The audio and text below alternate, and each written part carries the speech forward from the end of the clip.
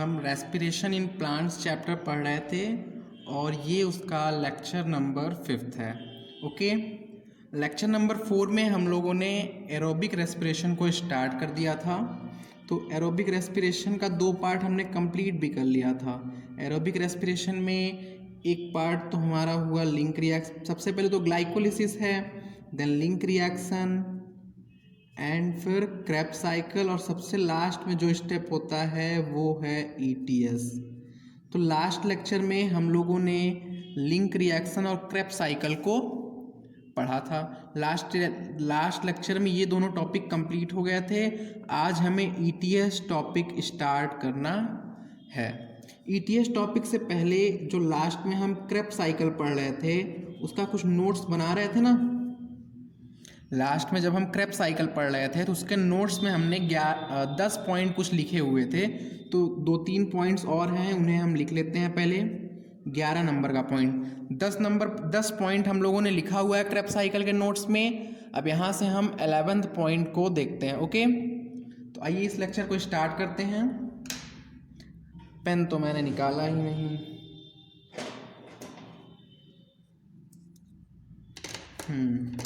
देखिए 11th number point हो जाएगा, ये मैंने बताया हुआ था, मैं लिखा हूँ उसमें कि फर्स्ट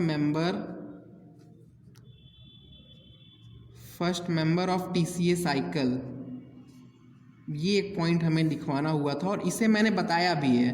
कैसे बताया हुआ है? मैंने वहाँ पे लिखा है first acceptor of acetyl coenzyme A, acetyl coenzyme A। मैंने ये पॉइंट लिखा हुआ था वहाँ पे first acceptor of acetyl coenzyme A, but NCERT में वही पॉइंट लिखा हुआ है कि first member of TCA cycle. तो दोनों का आंसर होगा ऑक्सैलो एसिटिक एसिड। ओके, दोनों का आंसर होगा ऑक्सैलो एसिटिक एसिड। NCERT लिखता है first member of TCA cycle, तो क्वेश्चन भी इसी तरीके से आ सकता है, first member of TCA cycle कौन है। ये वाला पॉइंट भी सही है, बट NCERT ने इस पॉइंट को लिखा हुआ है तो इसे भी लिखना जरूरी है। इसके बाद जो 12th नंबर पॉइंट है, ये देखिए, first reaction of Krebs cycle, first reaction of Krebs cycle. हमने पूरा साइकिल तो पढ़ा था पर ये एक पॉइंट हम नहीं लिखे थे। आइए देखते हैं इसमें क्या पॉइंट छूटा हुआ था। First reaction of Krebs cycle क्या था? ऑक्सैलो एसिटिक एसिड के साथ में एसिटिल कोएंजाइम A का रिएक्शन था। एसिटिल कोएंजाइम A का रिएक्शन था और यहाँ पे एंजाइम कौन सा था? Citrate synthetase. Okay, CITRATE, citrate synthetase. यहाँ पे एंजाइम कौन सा था? Citrate synthetase. और प्रोडक्ट क्या बना हुआ था? प्रोडक्ट था सिट्रिक एसिड। तो ये पॉइंट तो हम लोगों ने देखा हुआ था कि ऑक्सैलो एसिटिक एसिड का जब एसिटिल कोएंजाइम A से रिएक्शन हुआ था तो सिट्रिक एसिड बना था। बट NCERT इस रिएक्शन को एक नाम देती है, उसी नाम को हमें जानना है। NCERT बोलती है ये रिएक्शन है कंडेंसेशन। फर्स्ट रिएक्शन कौन सा होगा? कंडेंसेशन रिएक्शन होगा। ये पॉइंट आपको ध्यान देना है।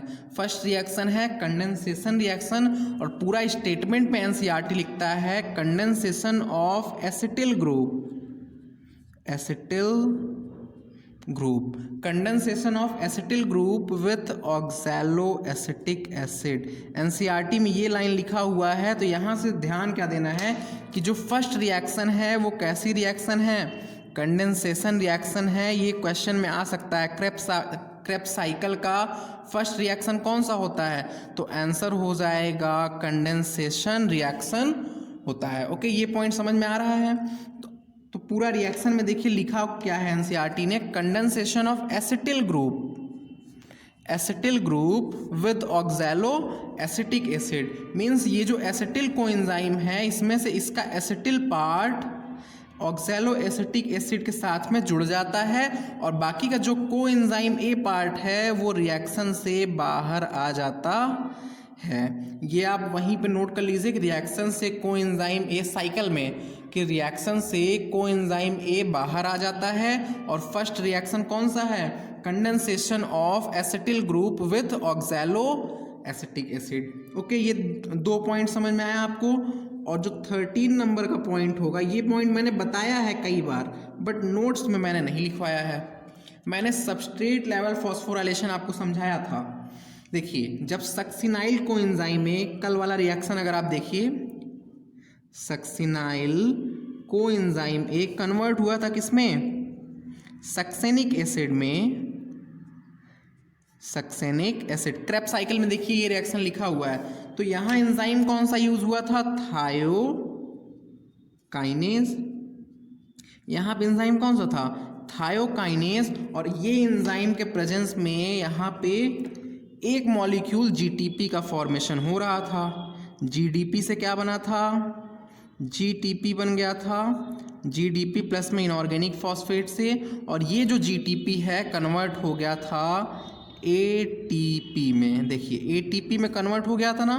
तो ये जो रिएक्शन है इसमें देखिए एटीपी का फॉर्मेशन डायरेक्ट हुआ जब ये सबस्ट्रेट कन्वर्ट हो रहा है किसमें, जब ये सबस्ट्रेट प्रोडक्ट में कन्वर्ट हो रहा है, उसी टाइम इस एटीपी का फॉर्मेशन या फिर तो इस जीटीपी का फॉर्मेशन हुआ। तो इसलिए ये कैसा फॉस्फोराइलेशन है, इस फॉस्फोराइलेशन का क्या नाम होगा, मैंने ये पॉइंट बताया हुआ है इससे पहले, बट नोट्स में मैंने इसे नहीं लिखवाया था। तो यहाँ पे लिख लीजिए कि ये जो रिएक्शन है यहाँ पे सबस्ट्रेट लेवल ऑफ फॉस्फोराइलेशन होगा। ये पॉइंट अभी आगे ईटीएस में भी मैं समझाऊंगा कि इसे सबस्ट्रेट लेवल क्यों बोलते हैं, बताया भी है मैंने। सबस्ट्रेट लेवल फॉस्फोराइलेशन यहाँ पे हुआ है, सबस्ट्रेट लेवल ऑफ फॉस्फोराइलेशन यहाँ पे हुआ है। ये पॉइंट अभी ईटीएस में मैं रिपीट करता, बट क्रेब्स साइकिल का टॉपिक चल रहा है तो उसका भी नोट्स यहाँ पे कंप्लीट हो जाए तो वहाँ पे भी ये पॉइंट लिख लीजिए, ठीक है। तो लास्ट में हम लोगों ने जो ओवरऑल रिएक्शन पढ़ा था ग्लूकोज का, क्या था, देखिए लास्ट में, इसी टॉपिक के लास्ट में हम लोगों ने पढ़ा था ना, overall reaction from glycolysis of glucose, overall reaction of glucose from glycolysis to Krebs cycle। देखिए जितना हम लोग पढ़ चुके हैं वहां तक का ओवरऑल रिएक्शन क्या आया था, आप पेज पलटिए आपको ये दिखेगा। ओवरऑल रिएक्शन क्या था, आप पेज टर्न कीजिए आपको मिलेगा। तो ये रिएक्शन क्या था कि ये जो ग्लूकोज का मॉलिक्यूल है इसके साथ में 10 NAD plus 2 FAD plus 4 ADP involve हो रहे थे सबस्ट्रेट साइड पे। और फाइनली प्रोडक्ट क्या बन रहा था, ग्लूकोज से 6 मॉलिक्यूल ऑफ CO2 बन रहा था plus 10 molecule of NADH2 plus 2 molecule of FADH2 and 4 molecule of ATP यहाँ पे प्रोड्यूस हो रहा था। तो ये रिएक्शन मैंने लिखवाया हुआ था। देखिए अब ये ग्लूकोज का रिएक्शन है और कहाँ से हमने स्टार्ट किया है, पूरा ग्लाइकोलिसिस से स्टार्ट करके क्रेब्स साइकिल तक हम पहुँचे हैं। उस केस में ये ग्लूकोज का रिएक्शन आया था, है ना, ये पॉइंट हम लोगों ने देखा था। तो इसमें देखिए एक ऑब्जर्वेशन हम लोग नोट करते हैं इस पॉइंट से। ऑब्जर्वेशन क्या होगा, जैसा कि फर्स्ट लेक्चर में मैंने बताया था, फर्स्ट लेक्चर अगर आपको याद हो या फिर तो आप अपने कॉपी में रिवाइज कीजिए कि एरोबिक रेस्पिरेशन में लार्ज अमाउंट ऑफ ATP बनता है। ETS का स्टार्टिंग करने के लिए मैं ये थोड़ा सा रिवीजन करवा रहा हूँ। देखिए फर्स्ट लेक्चर में मैंने बताया था कि एरोबिक रेस्पिरेशन में लार्ज नंबर ऑफ ATP बनता है, बट यहाँ पे अभी तक ओनली 4 ATP फॉर्म हुआ है, अभी तक ओनली 4 ATP ही फॉर्म हुआ है, लार्ज नंबर ऑफ ATP नहीं बना है। 2 ऑब्जर्वेशन हो रहा है यहाँ से टिल क्रेब्स साइकिल तक, टिल क्रेब्स साइकिल। पहला पॉइंट मैंने क्या बोला, large ATP not formed, large number of ATP not formed. तो ये बनेगा कैसे, लार्ज नंबर ऑफ ATP कैसे बनेगा, अभी तो हमें सिर्फ और सिर्फ 4 ATP बने हैं। और दूसरा पॉइंट ये भी देखिए कि यहाँ पे इसका क्या होगा, ये जो हमारा NADH2 है और FADH2 है, ये FDH2 लिखा गया है, यहाँ पे FADH2 है, तो इन दोनों का क्या होगा, तो ये दोनों जाएंगे ETS में और तब जाके लार्ज ATP बनेगा। ये दोनों ETS में जाके इसका क्या होगा, ऑक्सीडेशन होगा। तो ETS हमें क्यों पढ़ना है, क्योंकि क्रेब्स साइकिल तक जो हमने देखा कि NADH2 और FADH2 बना था, उसका आखिर रोल क्या है, वो करेगा क्या फाइनली। तो यही देखने के लिए हमें एक नया प्रोसेस पढ़ना होगा जो कि एरोबिक रेस्पिरेशन में होता है और जिसे हम ETS बोलते हैं, इलेक्ट्रॉन ट्रांसपोर्ट सिस्टम। तो एक ऑब्जर्वेशन ये है। दूसरा ऑब्जर्वेशन ये हो जाएगा कि अभी तक ऑक्सीजन इसमें यूज़ नहीं हुआ है, नॉट यूज्ड। आप देख रहे हैं, आपको अगर याद हो तो एरोबिक रेस्पिरेशन ऑक्सीजन के प्रेजेंस में होता है, बट अभी तक यहाँ पे ऑक्सीजन यूज नहीं हुआ है। तो ऑक्सीजन आप ध्यान रखिए यहाँ से कि ऑक्सीजन ना तो ग्लाइकोलिसिस में यूज होता है, ना ही लिंक रिएक्शन में, और ना ही क्रेब्स साइकिल में यूज होता है। तो ऑक्सीजन कहाँ यूज होगा, अब जो हम लास्ट प्रोसेस पढ़ने वाले हैं ETS, उस ETS के एकदम लास्ट में यूज होता है। ऑक्सीजन ETS के एकदम ही लास्ट में यूज होता है। और क्या रोल होगा ऑक्सीजन का, आज हम इन सारे पॉइंट को देखेंगे। ओके, तो आइए ETS को हम स्टार्ट करते हैं।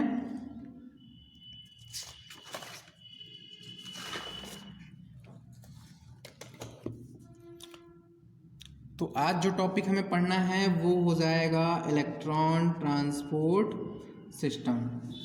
इसका पूरा नाम भी अब लिख दिया जाए, इलेक्ट्रॉन ट्रांसपोर्ट सिस्टम। क्या आपको पता है कि साइट ऑफ ETS कहाँ पे है, ये ETS जो है ये कहाँ पे होगा, क्या आपको साइट ऑफ ETS पता है, तो मैं बताता हूँ। देखिए ETS अगर यूकैरियोट में अगर हम बात करें तो यूकैरियोट में इनर मेम्ब्रेन ऑफ माइटोकॉन्ड्रिया में चलता है, inner membrane of mitochondria. Inner membrane of mitochondria में ETS चलता है। बट अगर हम प्रोकैरियोट की बात करें तो प्रोकैरियोट में यही ETS सेल मेम्ब्रेन में चलता है, सेल मेम्ब्रेन में। ओके, यूकैरियोट में कहाँ चलेगा, inner membrane of mitochondria, and prokaryote में यही कहाँ पे चलेगा, सेल मेम्ब्रेन में ETS चलता है। तो एक क्वेश्चन आप पूछ सकते हैं कि what happens in ETS, what happens in ETS, ETS का प्रोसेस क्या होगा वो तो दूसरा क्वेश्चन हो गया, बट ETS होता ही क्यों है, ETS क्यों होता है, ETS क्या मतलब what happens in ETS means ETS में क्या होता है, ETS की इंपॉर्टेंस क्या है, हमें ये पॉइंट यहाँ पर समझना है। तो ETS होता है ऑक्सीडेशन ऑफ जो NADH2 और FADH2 बना था उसका ऑक्सीडेशन कराने के लिए। Means what happens in ETS, ETS में oxidation of NADH2 and FADH2 होगा टू प्रोड्यूस ATP। किस लिए ऑक्सीडेशन होगा, व्हाट हैपेंस इन ETS, तो ETS में ऑक्सीडेशन होता है। किसका ऑक्सीडेशन होता है, तो NADH2 का एंड FADH2 का। और क्यों होता है, क्योंकि ATP प्रोड्यूस करना है एज प्रोमिस्ड। एरोबिक रेस्पिरेशन में लार्ज नंबर ऑफ ATP बनता है, तो यहाँ पे हमें लार्ज नंबर ऑफ ATP बनाना है। तो लार्ज नंबर ऑफ ATP कैसे बनेगा, जब ETS चलेगा और NADH2 और FADH2 का ऑक्सीडेशन होगा तब ATP लार्ज नंबर ऑफ बनेगा। ओके, तो यहीं से हम देखें कि ऑक्सीडेशन ऑफ NADH2 से क्या होता है, oxidation of NADH2 in ETS। ये पॉइंट मैंने सेकंड लेक्चर में जब मैं पढ़ाया था एनर्जी यील्डिंग कंपाउंड, तो वहाँ पे भी बताया था। एनर्जी यील्डिंग कंपाउंड में NADH2 और FADH2 भी तो था। तो NADH2 देखिए वो ऑक्सीडेशन ऑफ NADH2, तो जब एक NADH2 का ऑक्सीडेशन होगा, जब एक NADH2 का ऑक्सीडेशन होगा तो उस कंडीशन में 3 ATP का फॉर्मेशन होता है एंड एक NAD का फॉर्मेशन होगा। देखिए 3 ATP बनेगा और एक NAD बनता है। और इसी तरीके से ऑक्सीडेशन ऑफ FADH2 से क्या होगा, FADH2 in ETS, oxidation of FADH2 in ETS, तो इसमें क्या हो जाएगा, एक FADH2 से आप बताइए कितना ATP बनेगा, एक FADH2 से 2 ATP बनता है प्लस एक FAD बनता है। देखिए एक FADH2 से 2 ATP ही बनता है, ऐसा क्यों होगा आज हम इस पॉइंट को समझ भी जाएंगे। एक NADH2 से तो 3 ATP बन रहा है, बट एक FADH2 से सिर्फ 2 ATP क्यों बन रहा है, इस पॉइंट को आज हम अच्छे से समझ लेंगे। और एक पॉइंट मैं यहाँ पे बता दूँ कि जब मैं एनर्जी यील्डिंग कंपाउंड पढ़ा रहा था तो उस टाइम यहाँ पे मैंने NAD गलती से लिख दिया था, तो वहाँ NAD नहीं होगा, FAD होगा, इसे आप करेक्ट कर लीजिए। जब FADH2 से हाइड्रोजन निकलेगा तो उसी प्रोसेस को बोलेंगे ऑक्सीडेशन, और जब हाइड्रोजन निकलेगा तो उसके बाद ये FAD ही बचा रहता है। ठीक है, FAD बचा रहता है, यहाँ NAD नहीं होगा। मैंने एनर्जी यील्डिंग कंपाउंड में यहाँ पे NAD लिख दिया था, उसे आप चेंज कर लीजिए और यहाँ पे FAD कर दीजिए, वो गलती से लिखा गया था। ठीक है, तो इतना पॉइंट आपको समझ में आ रहा है कि ETS में आखिर हमें ETS पढ़ना क्यों है, क्योंकि लार्ज नंबर ऑफ ATP बनाना है और ATP बनाने के लिए जो NADH2 और FADH2 बना है उसका ऑक्सीडेशन करना है। इतना पॉइंट आपको समझ में आ रहा है। चलिए इसी के बाद एक नोट पॉइंट हो जाए, एक नोट पॉइंट हो जाए, NCERT में NADH2 नहीं लिखा है, NCERT में NADH2 नहीं लिखा है, मीन्स NADH2 लिखना गलत होता है। ये एक्चुअल में ऐसे लिखाता है NADH प्लस H+, ये लिखने का तरीका सही होता है। ऐसा क्यों है, क्या आपको पता है कि ऐसा क्यों है? NADH प्लस H+ लिखना सही है, NADH2 लिखना गलत है। ये गलत नहीं है, मीन्स इस तरीके से हम भले से ही यहाँ पे हर जगह पे दिखा दे रहे हैं, पर जो करेक्ट रिप्रेजेंटेशन है आप NCERT में देखिए तो ये वाला लिखा हुआ है, NADH प्लस H+ लिखा हुआ है। क्यों? क्योंकि करेक्ट रिप्रेजेंटेशन यही है। समझ रहे हैं ना आप? तो ऐसा क्यों है, आइए समझ लेते हैं। ऐसा इसलिए है कि ये जो NAD है ये NAD+ के फॉर्म में प्रेजेंट होता है, ये NAD+ के फॉर्म में प्रेजेंट होता है। और जब इस NAD+ में 2 इलेक्ट्रॉन और 2 H+ ऐड होते हैं तो ये बना लेता है NADH प्लस H+। ये मैंने सिंगल स्टेप में दिखाया है। आइए इसे थोड़ा हम ब्रेक करके दिखाते हैं तो आपको समझ में आएगा। और देखिए ये जो NAD+ है पहले ये 2 इलेक्ट्रॉन को गेन करता है, गेन करा दीजिए। तो जब ये 1 इलेक्ट्रॉन लेगा तो न्यूट्रल हो जाएगा, और जब ये 1 और इलेक्ट्रॉन लेगा तब ये नेगेटिव चार्ज में हो जाएगा, मीन्स NAD यहाँ पे माइनस में हो जाएगा। क्या बन जाएगा? NAD माइनस बना लेगा। और अगर अब इसी में हम 2 H+ दे दें तो एक H+ तो जाके इससे जुड़ जाएगा, एक H+ जुड़ के NADH बना लेगा, प्लस दूसरा H+ ऐसे रहता है। ठीक है, इसीलिए इसे हम NADH प्लस H+ के फॉर्म में इंडिकेट करते हैं। ये जो H होता है ये यहाँ पे बॉन्ड नहीं बनाता है, सिर्फ और सिर्फ फोर्स ऑफ अट्रैक्शन होता है प्लस और माइनस के बीच में। तो इस वाले हाइड्रोजन से भी होता है और दूसरा वाला जो हाइड्रोजन है उससे भी फोर्स ऑफ अट्रैक्शन वहाँ पे होता है, इसलिए इसे हम NADH प्लस H+ लिखते हैं। ठीक है, ये पॉइंट समझ में आ रहा है। तो इससे हमें क्या मिल गया, इससे हमें क्या पता चला कि जो एक NADH2 है, NADH2, तो ये करेक्ट वे है, पर ऐसे भी रिप्रेजेंट करते हैं, बुक्स में कई जगह पे ऐसे भी दिया हुआ है, क्योंकि दोनों से ही फोर्स ऑफ अट्रैक्शन होता है, तो इसलिए ऐसे भी रिप्रेजेंट कर सकते हैं। ठीक है, तो हम ऐसे ही अभी यहाँ पे liखते हैं हर जगह पे, पर आप एक्चुअल रिप्रेजेंटेशन यहाँ पे जानते रहिए। देखिए जो एक NADH2 है इसका मतलब है इसके पास क्या क्या है, इसके पास 2 इलेक्ट्रॉन होता है और 2 H+ होता है। क्या ये पॉइंट आपको समझ में आया? ये एक NADH2 कैसे बनेगा? 2 इलेक्ट्रॉन और 2 प्रोटॉन से।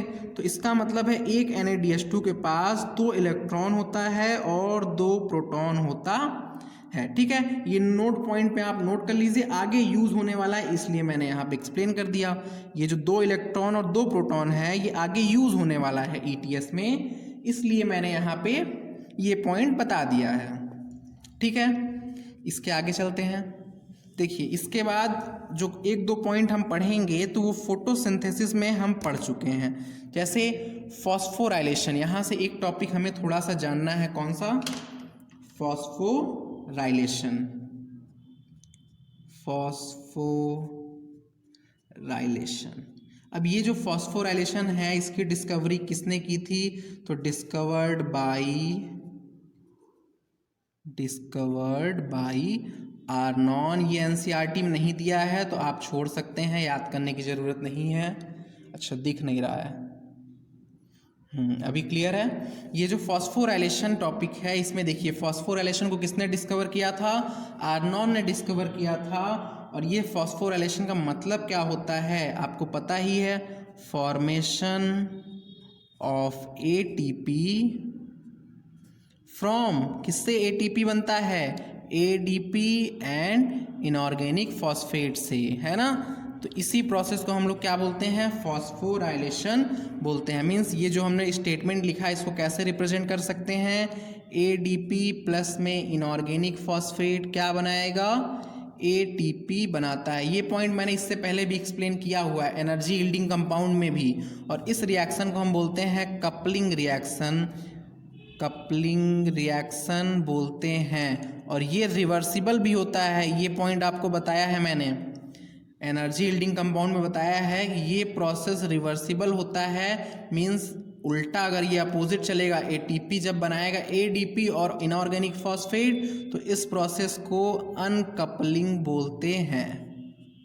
ठीक है, इस प्रोसेस को अनकपलिंग रिएक्शन बोलते हैं। इतना आपको समझ में आ रहा है?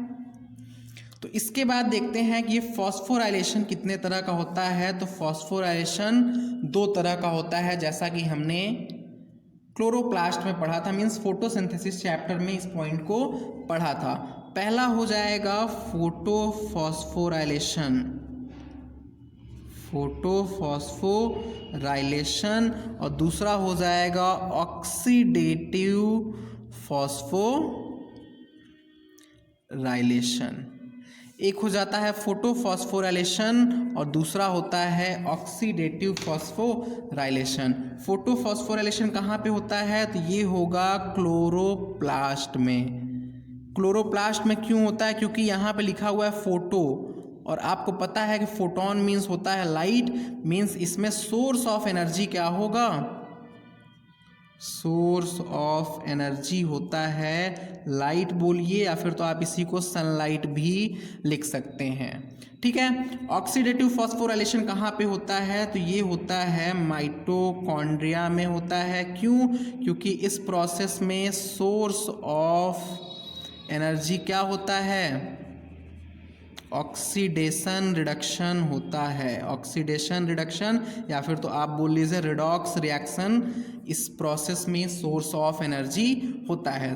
तो हम माइटोकॉन्ड्रिया के बारे में पढ़ रहे हैं, मतलब यहाँ पे हम एरोबिक रेस्पिरेशन पढ़ रहे हैं, तो हम यहाँ पे ऑक्सीडेटिव फॉस्फोराइलेशन यूज़ करेंगे। हम यहाँ पे ऑक्सीडेटिव फॉस्फोराइलेशन यूज़ करेंगे। तो आपको ये मीनिंग समझ में आ रहा है, ऑक्सीडेटिव फॉस्फोराइलेशन। ये पॉइंट मैंने बताया हुआ है फोटोसिंथेसिस में। तो वहीं पे एक नोट भी मैंने बताया हुआ है कि सबस्ट्रेट लेवल फॉस्फोराइलेशन क्या होता है। देखिए, सबस्ट्रेट लेवल फॉस्फोराइलेशन, इसी को शॉर्ट में क्या बोलेंगे? SLP, है ना, सबस्ट्रेट लेवल फॉस्फोराइलेशन। तो क्या आपको इसकी डेफिनेशन याद है? तो इसका डेफिनेशन में सिर्फ इतना ही है कि इसमें देखिए सोर्स ऑफ एनर्जी क्या है? लाइट है। सनलाइट की वजह से यहाँ पे ATP का प्रोडक्शन हो रहा है। यहाँ पे ऑक्सीडेशन रिडक्शन से जो रिडॉक्स पोटेंशियल जनरेट होगा उसके थ्रू ATP का प्रोडक्शन होगा। बट सबस्ट्रेट लेवल फॉस्फोराइलेशन में क्या होता है? जब एक सबस्ट्रेट कन्वर्ट होता है प्रोडक्ट में, किसी रिएक्शन में जब सबस्ट्रेट कन्वर्ट होता है प्रोडक्ट में तो उसी टाइम पे इतनी एनर्जी निकल जाती है जो कि सफिशिएंट होती है एटीपी के प्रोडक्शन के लिए। तो देखिए इसका डेफिनेशन हम क्या लिखेंगे, इसका डेफिनेशन ऐसे लिखा जाएगा कि formation of ATP from ADP and inorganic phosphate when substrate is converted into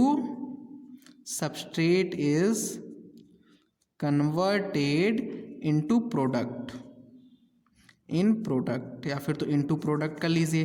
देखिए ये डायरेक्ट रिएक्शन में फॉर्मेशन होता है एटीपी का, ये एटीपी का फॉर्मेशन डायरेक्ट रिएक्शन में हो रहा है और यहाँ ऑक्सीडेटिव फोटोफॉस्फोराइलेशन में NADH2 के फॉर्म में बनेगा और फिर NADH2 का ऑक्सीडेशन होगा तब एटीपी का प्रोडक्शन होता है। तो इतना पॉइंट आपको समझ में आ रहा है कि सबस्ट्रेट लेवल फॉस्फोराइलेशन कहाँ पे चलता है, माइटोकॉन्ड्रिया में चलता है सिर्फ और सिर्फ। Substrate level phosphorylation occurs only in mitochondria, ये क्लोरोप्लास्ट में नहीं होता है, occurs only in mitochondria, occurs only in mitochondria में सिर्फ और सिर्फ होगा। ठीक है, ये सिर्फ और सिर्फ माइटोकॉन्ड्रिया में ऑब्जर्व किया जाता है, माइटोकॉन्ड्रिया में, और साथ में साइटोप्लाज्म भी लिख सकते हैं आप, माइटोकॉन्ड्रिया एंड साइटोप्लाज्म दो जगह पे ये ऑब्जर्व किया जाता है, एक तो माइटोकॉन्ड्रिया और दूसरा साइटोप्लाज्म में। ठीक है, तो ये कहाँ कहाँ पे हमें ऑब्जर्व हुआ है, सिर्फ और सिर्फ माइटोकॉन्ड्रिया और साइटोप्लाज्म में। तो आइए एक नोट लेकर के हम थोड़ा सा यहाँ पे और समझा दें। देखिए अब हम देखेंगे एक पूरे जो हमने पढ़ा हुआ है ग्लाइकोलिसिस, क्रैप साइकिल और क्या लिंक रिएक्शन, तो कहाँ पे ऑक्सीडेटिव फॉस्फोराइलेशन हुआ है और कहाँ पे सबस्ट्रेट लेवल फॉस्फोराइलेशन हुआ है, उस पॉइंट को हम यहाँ पे नोट कर लेते हैं। ठीक है, देखिए एक ग्लूकोज से क्या क्या हुआ था आपको याद होगा, मैंने लास्ट लेक्चर में बताया है कि एक ग्लूकोज से 10 NADH2 बना था। इस 10 में से भी 2 था ग्लाइकोलिसिस का और 2 था कहाँ से, लिंक रिएक्शन का, और 2 था क्रैप साइकिल का, KC। ठीक है, 2 था कहाँ से, क्रैप साइकिल का, और ऐसे ही 2 FADH2 बना था। एक ग्लूकोज से 2 FADH2 बना था और दोनों FADH2 कहाँ से आते हैं, क्रैप साइकिल, सॉरी यहाँ 6 होगा,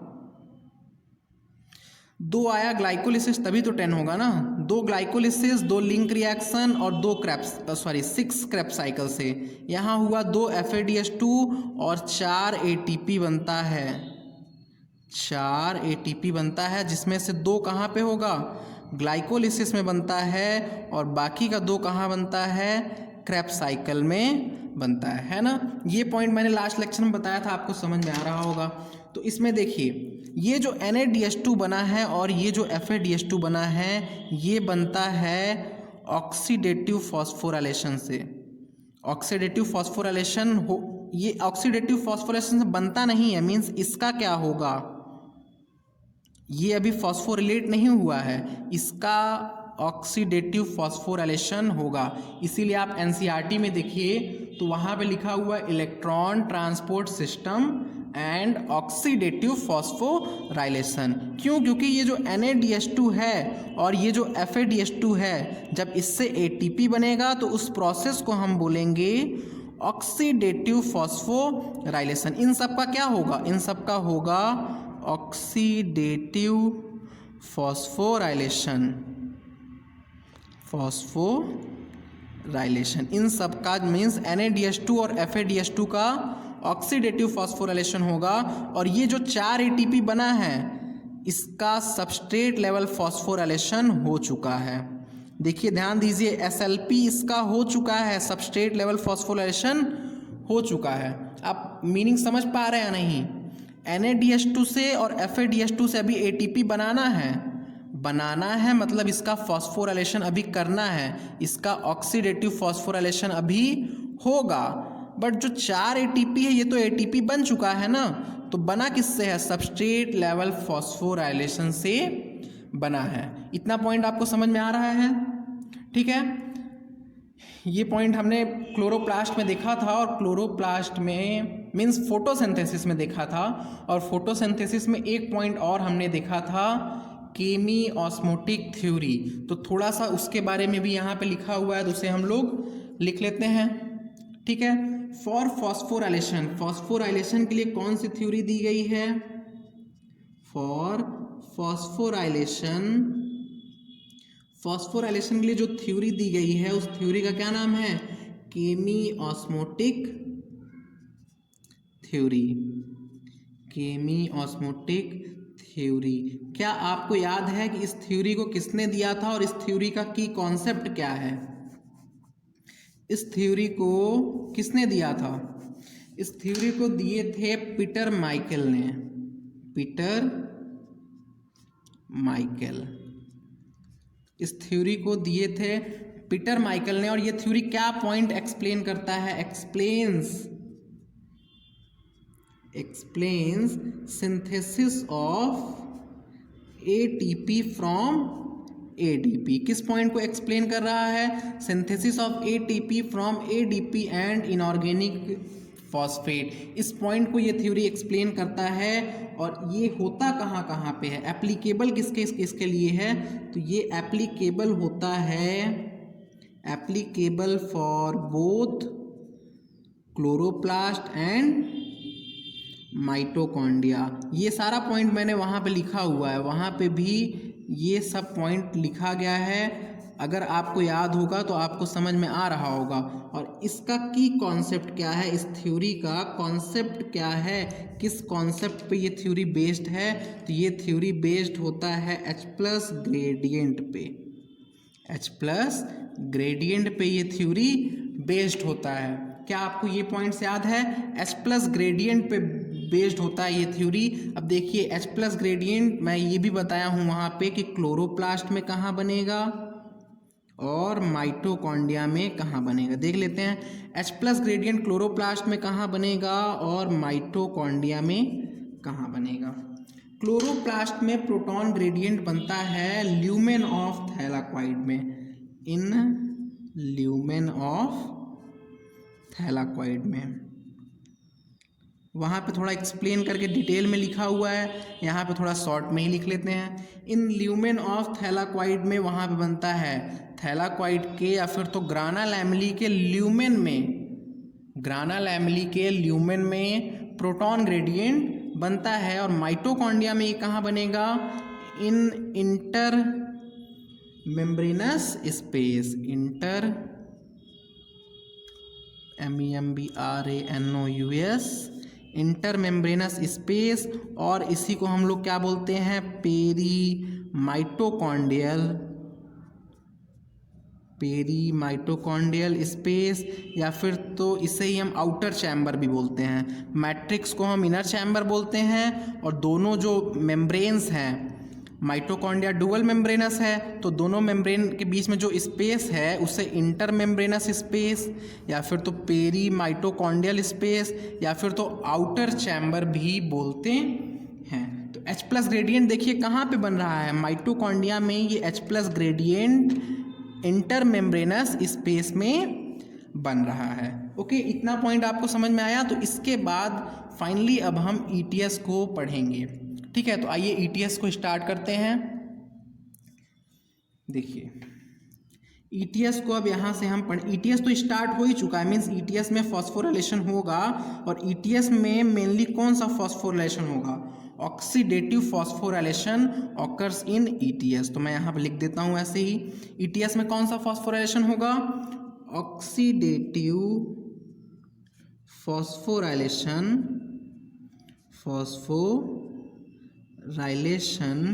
ऑकर्स इन ETS। ETS में ऑक्सीडेटिव फॉस्फोराइलेशन होता है। क्या ये पॉइंट आपको समझ में आ रहा है? मैंने इससे पहले एक्सप्लेन किया कि NADH2 और FADH2 से ATP को यहीं पर निचोड़ा जाएगा, मीन्स एटीपी बनेगा तो फॉस्फोराइलेशन होगा, और यहाँ पे जो फॉस्फोराइलेशन होगा उसे हम ऑक्सीडेटिव फॉस्फोराइलेशन बोलेंगे। देखिए ईटीएस में जो ईटीएस प्रोसेस है इसमें कुछ कॉम्प्लेक्स प्रोटीन इन्वॉल्व होते हैं, और इसमें 5 कॉम्प्लेक्स इन्वॉल्व होते हैं, 5 कॉम्प्लेक्स इन्वॉल्व्ड। ये जो ईटीएस है इसमें आपको याद रखना होगा कितने कॉम्प्लेक्स इन्वॉल्व होते हैं, 5 कॉम्प्लेक्स ईटीएस के प्रोसेस में इन्वॉल्व होते हैं। ये पॉइंट आपको समझ में आ रहा है। अब आइए देखते हैं ये जो कॉम्प्लेक्स हैं इनका नाम क्या क्या है। जैसे C1 लिख रहे हैं, पूरा लिख देते हैं, कॉम्प्लेक्स फर्स्ट। ये जो कॉम्प्लेक्स फर्स्ट है इसका नाम होता है NADH2 डिहाइड्रोजिनेज। ये NADH2 डिहाइड्रोजिनेज एंजाइम का बना होता है कॉम्प्लेक्स फर्स्ट। इसी तरीके से दूसरा कॉम्प्लेक्स होगा कॉम्प्लेक्स सेकंड। कॉम्प्लेक्स सेकंड का नाम होता है FADH2 डिहाइड्रोजिनेज, FADH2 डिहाइड्रोजिनेज। या फिर तो इस कॉम्प्लेक्स का एक दूसरा नाम भी है, क्या आप बता सकते हैं? इसी कॉम्प्लेक्स को हम बोलते हैं सक्सिनिक डिहाइड्रोजिनेज। क्या बोलते हैं? सक्सेनिक डिहाइड्रोजिनेज बोलते हैं। ऐसे ही क्या होगा, थर्ड कॉम्प्लेक्स होगा कॉम्प्लेक्स थर्ड कॉम्प्लेक्स का नाम क्या होता है? थर्ड कॉम्प्लेक्स का नाम होता है साइटोक्रोम। देखिए थर्ड कॉम्प्लेक्स का नाम है cytochrome B7 complex, cytochrome B7 complex. और इस कॉम्प्लेक्स का एक दूसरा नाम भी है जो कि हम थोड़ी देर बाद देखेंगे। ऐसे ही इसके बाद क्या हो जाएगा, कॉम्प्लेक्स फोर्थ हो जाएगा। ये कॉम्प्लेक्स प्रोटीन है और ये सब प्रोटीन प्रेजेंट कहाँ पे होगा? वहाँ पे प्रेजेंट होगा जहाँ पे ETS चलता है। और अब आप बताइए ETS कहाँ चलता है? मैंने अभी बताया है ETS कहाँ चलता है।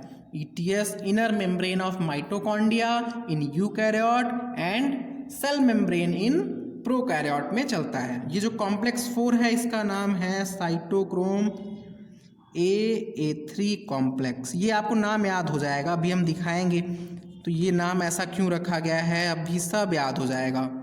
ये एक सीरीज होता है साइटोक्रोम B7CAA3, बीच में एक C भी होता है, वो अभी आप क्लियर हो जाएगा। पहले आप देखिए सारे कॉम्प्लेक्स का नाम क्या है, कॉम्प्लेक्स का नाम क्या है पहले यहाँ पे आप ये समझ लीजिए। लास्ट में आएगा कॉम्प्लेक्स नंबर 5। और ये जो 5th कॉम्प्लेक्स है इसको आप जानते हैं, इसका नाम होता है ATP सिंथेज। ATP सिंथेज, ध्यान दीजिए ATP सिंथेटेज नहीं है ये ATP सिंथेज है, जैसा कि फोटोसिंथेसिस में था।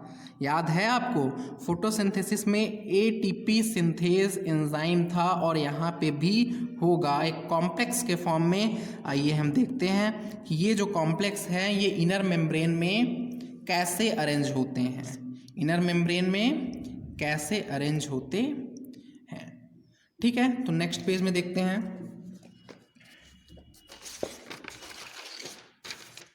देखिए इसमें हम 2 डायग्राम बनाएंगे। सबसे पहले तो हम देखेंगे NADH2 के लिए। हमें 2 मॉलिक्यूल है ना हमारे पास, एक तो है NADH2 और दूसरा है FADH2।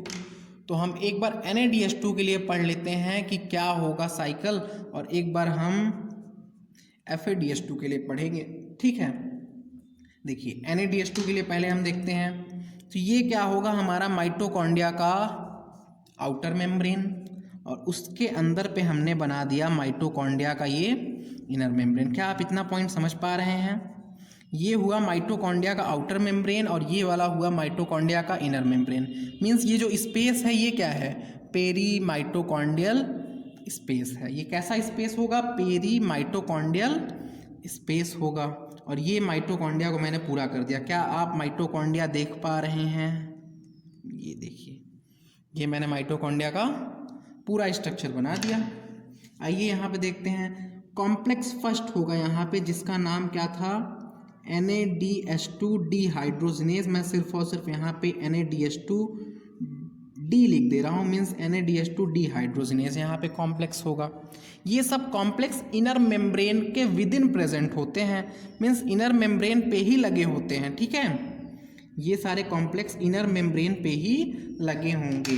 अब ये जो NADH2 डिहाइड्रोज, ये सारे कॉम्प्लेक्स पहले बना लिया जाए, फिर उसके बाद क्या होगा, कॉम्प्लेक्स 2 होगा जिसका नाम होगा FADH2D, मीन्स FADH2 डिहाइड्रोजिनेज। इसके बाद कौन सा होगा, कॉम्प्लेक्स नंबर 3 होगा जिसका नाम क्या है, cytochrome BC1 complex, BC1 complex. उसके बाद होगा कॉम्प्लेक्स नंबर 4 जिसका नाम क्या होगा, BC1CA3 होगा, BC1CA3, ठीक है। इसके बाद फिर हो जाएगा लास्ट में कॉम्प्लेक्स नंबर 5।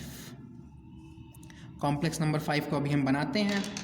तो देखिए ये कॉम्प्लेक्स इस तरीके से ऐसे अरेंज होते हैं। तो इतना पॉइंट आपको समझ में आ रहा है कि इनर मेम्ब्रेन में ये कॉम्प्लेक्स क्या होंगे, अटैच्ड होते हैं, इस तरीके से अरेंज होते हैं। तो अब होगा क्या, ये जो NADH2 है, दूसरा पेन थोड़ा ले लिया जाए, ये जो NADH2 है, अभी मैंने बताया कि एक NADH2 से 2 इलेक्ट्रॉन होता है और क्या होता है, 2 प्रोटॉन होगा। मैंने बताया ना, 2 इलेक्ट्रॉन होगा, 2 प्रोटॉन होगा, और जब दोनों निकाल दीजिए तो ये बन जाएगा NAD- में। देखिए ये NAD- में कन्वर्ट हो गया। पहले कॉम्प्लेक्स का नाम ही है NADH2 डिहाइड्रोजिनेज, और डिहाइड्रोजिनेज का फंक्शन आप जानते हैं, ये NADH2 को या फिर तो फॉर्म करता है या फिर तो NADH2 जहाँ पे भी यूज होगा या फिर तो प्रोड्यूस होगा वहाँ पे NADH2 डिहाइड्रोजिनेज एंजाइम यूज होता है, ठीक है ना। तो पहला कॉम्प्लेक्स ही कौन सा है, NADH2 डिहाइड्रोजिनेज, और यहाँ पे क्या हुआ, इसने NADH2 को ब्रेक कर दिया इलेक्ट्रॉन में, प्रोटॉन में और NAD- में, ठीक है। इतना पॉइंट आपको समझ में आ रहा है। अब ये जो कॉम्प्लेक्स है इसने ब्रेक करके यहाँ से ये जो प्रोटॉन है इसको कहाँ पे भेज देगा, ये इस प्रोटॉन को देखिए दूसरे पेन से लिख देते हैं, जहाँ जहाँ प्रोटॉन आएगा हम दूसरे पेन से लिखेंगे। अब ये जो प्रोटॉन है ये आ गया इनसाइड पे। इतना पॉइंट आपको समझ में आ रहा है। एक और ब्लू कलर पेन ले लें। ये जो प्रोटॉन है वो कहाँ आ गया, ये पेरी माइटोकॉन्ड्रियल स्पेस में या फिर तो इंटर मेम्ब्रेनस स्पेस में ये प्रोटॉन आ गया। अब ये इलेक्ट्रॉन क्या होगा, ये इलेक्ट्रॉन यहाँ से सीधे मूव करके जाता है, एक मोबाइल कैरियर होता है जिसको हम बोलते हैं UBQ। UBQ means ubiquinone. Ubiquinone, ये जो इलेक्ट्रॉन है यहाँ से मूव करके सीधे जाएगा यूबीक्यूनोन के पास में, और यूबीक्यूनोन के पास में जाएगा तो इसका होगा क्या, देखिए ये UBQ से कन्वर्ट हो जाएगा UBQ, 2 इलेक्ट्रॉन आ रहा है तो -2 में, और ये क्या कर लेगा, यहाँ से 2H+ को पकड़ लेगा, 2H+ को पकड़ लेगा तो 2H+ ले करके ये कन्वर्ट हो जाता है UBQ-2, और यहाँ पे ये 2H+ है तो +2 UBQH2 में कन्वर्ट हो जाएगा। इतना पॉइंट आप समझ रहे हैं, UBQH2 में ये कन्वर्ट हो जाएगा। देखिए ये 2 इलेक्ट्रॉन इसने इसको दिया तो ये कन्वर्ट हो गया। ये जो यूबीक्यूनोन है ये विद इन द मेम्ब्रेन होता है, मीन्स इसी मेम्ब्रेन का पार्ट होगा। ये सब तो मेम्ब्रेन के बाहर लगे हुए हैं, बट ये जो यूबीक्यूनोन है ये इसी मेम्ब्रेन का पार्ट होता है, इसी मेम्ब्रेन का पार्ट होता है। NCERT पढ़िए तो उसमें लिखा है ubiquinone is located within the membrane. Point ध्यान दीजिए, ubiquinone is located within the membrane. तो अभी हम NADH2 की बात कर रहे हैं, तो इसमें ये जो कॉम्प्लेक्स 2 होता है FADH2 डिहाइड्रोजिनेज, ये बिल्कुल भी यूज नहीं होगा। क्यों, क्योंकि हम NADH2 की बात अभी कर रहे हैं। ये यूबीक्यूनोन इलेक्ट्रॉन और प्रोटॉन लेके, ये प्रोटॉन आया UBQH2 में कन्वर्ट हो जाएगा, और ये वापस से चला जाता है यूबीक्यूनोन में जब ये अपना इलेक्ट्रॉन और प्रोटॉन किसे दे देगा, थर्ड कॉम्प्लेक्स को दे देगा। अब देखिए फिर से सुनिए, ये क्या है, मोबाइल कैरियर है। मोबाइल मीन्स ये मूव करता है। ये क्या करता है, मूव करता है। मीन्स इसने जब 2 इलेक्ट्रॉन पकड़ा तो 2 इलेक्ट्रॉन लिया तो इसने नेगेटिव चार्ज हो गया, तो इसने 2 प्रोटॉन को भी पकड़ लिया और मूव करके ले आया कॉम्प्लेक्स 3 के पास में। कहाँ ले आया, कॉम्प्लेक्स 3 के पास में। और कॉम्प्लेक्स 3 ने इसका प्रोटॉन पकड़ के कहाँ पे पंप कर दिया, प्रोटॉन पकड़ के 2H+ वापस से फिर से पंप कर दिया पेरी माइटोकॉन्ड्रियल स्पेस या फिर तो इंटर मेम्ब्रेनस स्पेस में इसे पंप कर दिया। इतना पॉइंट आप समझ पा रहे हैं। यहाँ पे ये 2 प्रोटॉन फिर से आ गया है और ये जो बाकी का 2 इलेक्ट्रॉन है ये जाएगा आप किस में, कॉम्प्लेक्स 4th में। पर कॉम्प्लेक्स 4th में सीधा नहीं जाता है। अब देखिए कॉम्प्लेक्स 3rd यहाँ पे है, कॉम्प्लेक्स 4th यहाँ पे है, तो क्या इलेक्ट्रॉन उड़ के जाएगा? जी नहीं, बिल्कुल भी नहीं। यहाँ पे एक और कॉम्प्लेक्स होता है, कॉम्प्लेक्स नहीं मीन्स यहाँ पे एक साइटोक्रोम प्रेजेंट होता है जिसे हम बोलते हैं साइटोक्रोम C, और ये भी एक मोबाइल कैरियर होता है। साइटोक्रोम C क्या होता है, एक मोबाइल कैरियर होता है। इसके बारे में मैं एक लाइन बोल रहा हूँ, सुनिए। It present in outer side of inner membrane of mitochondria. क्या आप लाइन समझ पाए? It present in outer side of inner membrane of mitochondria. Inner membrane of mitochondria के आउटर साइड में प्रेजेंट होता है, ये पॉइंट एनसीईआरटी में लिखा है। देखिए 2 मोबाइल कैरियर हैं यहाँ पे, एक यूबीक्विनोन और दूसरा है साइटोक्रोम C। यूबीक्विनोन कहाँ प्रेजेंट होता है, with in the membrane present होता है, और साइटोक्रोम C कहाँ प्रेजेंट होता है, outer side of inner membrane of mitochondria. Inner membrane of mitochondria के आउटर साइड प्रेजेंट होता है, ये एनसीईआरटी में लिखा हुआ है, इसीलिए मैं फोर्स करके यहाँ पे समझा रहा हूँ। ये क्या होगा, मोबाइल कैरियर होगा, तो ये यहाँ से इलेक्ट्रॉन को पकड़ेगा। अब मैं इसको घुमा के तो नहीं दिखा सकता, तो इसलिए मैंने इलेक्ट्रॉन को ऐसे ही दिखा दिया कि इसने 2 इलेक्ट्रॉन को यहाँ से पकड़ा और पकड़ करके किसे दे देगा, कॉम्प्लेक्स नंबर 4 को। तो एनसीईआरटी लिखता है electron then moves from complex number 3 to complex number 4 via cytochrome C। Means cytochrome C के द्वारा कॉम्प्लेक्स नंबर 3 से कॉम्प्लेक्स नंबर 4 के पास में इलेक्ट्रॉन पहुंचता है। क्या इतना साइकिल आपको समझ में आया? ये इलेक्ट्रॉन जब यहाँ पे जाता है तो इसी टाइम पे 2H+, देखिए ये जो इलेक्ट्रॉन यहाँ पे आया है, ये इलेक्ट्रॉन क्या करेगा, अब इस पे ये कॉम्प्लेक्स नंबर 4th पे आया है, तो कॉम्प्लेक्स नंबर 4th पे आते ही यहाँ से 2H+ वापस से पंप हो जाते हैं। कहाँ पे, इंटर मेम्ब्रेनस स्पेस में 2H+ पंप हो जाते हैं कॉम्प्लेक्स नंबर 4th के द्वारा। कॉम्प्लेक्स नंबर 4th के द्वारा 2 इलेक्ट्रॉन इधर के साइड पे पंप हो गए हैं। क्या इतना पॉइंट आपको समझ में आ रहा है? देखिए टोटल कितने इलेक्ट्रॉन पंप हुए हैं, 2 यहाँ से, 2 यहाँ से और 2 यहाँ से, और फाइनली ये जो 2 इलेक्ट्रॉन था बाहर आ जाएगा। इंटर मेम्ब्रेनस स्पेस में अभी इधर उधर घूम रहा था, अब ये बाहर आ जाएगा और बाहर मिलेगा किसको, हाफ O2 को मिलता है। हाफ O2 मतलब एक ऑक्सीजन एटम को मिलेगा और ये इलेक्ट्रॉन को लेकर धन्य हो जाएगा, ऑक्साइड में कन्वर्ट हो जाएगा O2-2 में। हाफ O2 मतलब एक ऑक्सीजन और एक ऑक्सीजन का -2 है। ये समझ रहे हैं आप इतना पॉइंट? ये क्या है, एक ऑक्सीजन का -2 है। ठीक है, तो कॉम्प्लेक्स नंबर 4 तक कहानी तो हमने देख लिया। कॉम्प्लेक्स नंबर 4 तक इलेक्ट्रॉन घूमा और प्रोटॉन पहुंच गया कहाँ पे, पेरी माइटोकॉन्ड्रियल स्पेस या फिर तो ये इंटर मेम्ब्रेनस स्पेस में। देखिए जब वहाँ पे प्रोटॉन पहुँच गया तो होगा क्या, अभी कॉम्प्लेक्स नंबर 5 पे चलते हैं, उससे पहले थोड़ा सा और हम यहाँ पे एक्सप्लेन कर दें। देखिए जब यहाँ पे प्रोटॉन पहुँचा तो रिलेटिवली प्रोटॉन ग्रेडियंट यहाँ पे बढ़ जाएगा in comparison to matrix. Matrix के कंपैरिजन में यहाँ पे क्या होगा, प्रोटॉन का कंसंट्रेशन बढ़ जाएगा। इसका मीन्स है इनर साइड में क्या हो जाएगा, प्लस चार्ज बन जाएगा, आउटर साइड में माइनस चार्ज बन जाएगा। ये चार्ज एनसीईआरटी में बना के दिखाया गया है, अभी मैं आपको दिखाऊंगा, थोड़ी देर में दिखा ही देते हैं। देखिए ये जो बना हुआ है पूरा डायग्राम, यहाँ पे देखिए प्लस बना है, और प्लस किधर बना है, ये ये इंटर मेम्ब्रेनस स्पेस में बना हुआ है प्लस। अब प्लस नहीं दिख रहा है, इंटर मेम्ब्रेनस स्पेस देखिए पहले, अब प्लस देख लीजिए, समझ रहे हैं। और माइनस कहाँ बना होगा, मैट्रिक्स साइड में। क्यों? क्योंकि यहाँ पे प्रोटॉन का कंसंट्रेशन आ जाएगा। अभी हम उस डायग्राम को भी समझाएंगे। यहाँ पे प्रोटॉन हो गया तो यहाँ पे प्लस हो गया, यहाँ पे माइनस हो गया, मीन्स इनर साइड में क्या हो जाएगा, हाई इलेक्ट्रोकेमिकल प्रोटॉन ग्रेडियंट। यहाँ पे हम लिख दे रहे हैं ये जो हमारा इंटर मेम्ब्रेनस स्पेस है वहाँ पे क्या हो जाएगा, हाई इलेक्ट्रोकेमिकल H+ ग्रेडियंट लिख दे रहे हैं, मीन्स प्रोटॉन ग्रेडियंट क्रिएट हो जाएगा। देखिए हाई प्रोटॉन ग्रेडियंट या फिर तो हाई इलेक्ट्रोकेमिकल प्रोटॉन ग्रेडियंट यहाँ पे क्रिएट हो गया है। मीन्स इसी को हम लोग क्या बोलते हैं, प्रोटॉन मोटिव फोर्स, PMF का फुल फॉर्म आप लिख लीजिएगा कहीं पे, क्या होता है, प्रोटॉन मोटिव फोर्स। ठीक है, इतना पॉइंट आपको समझ में आ रहा है।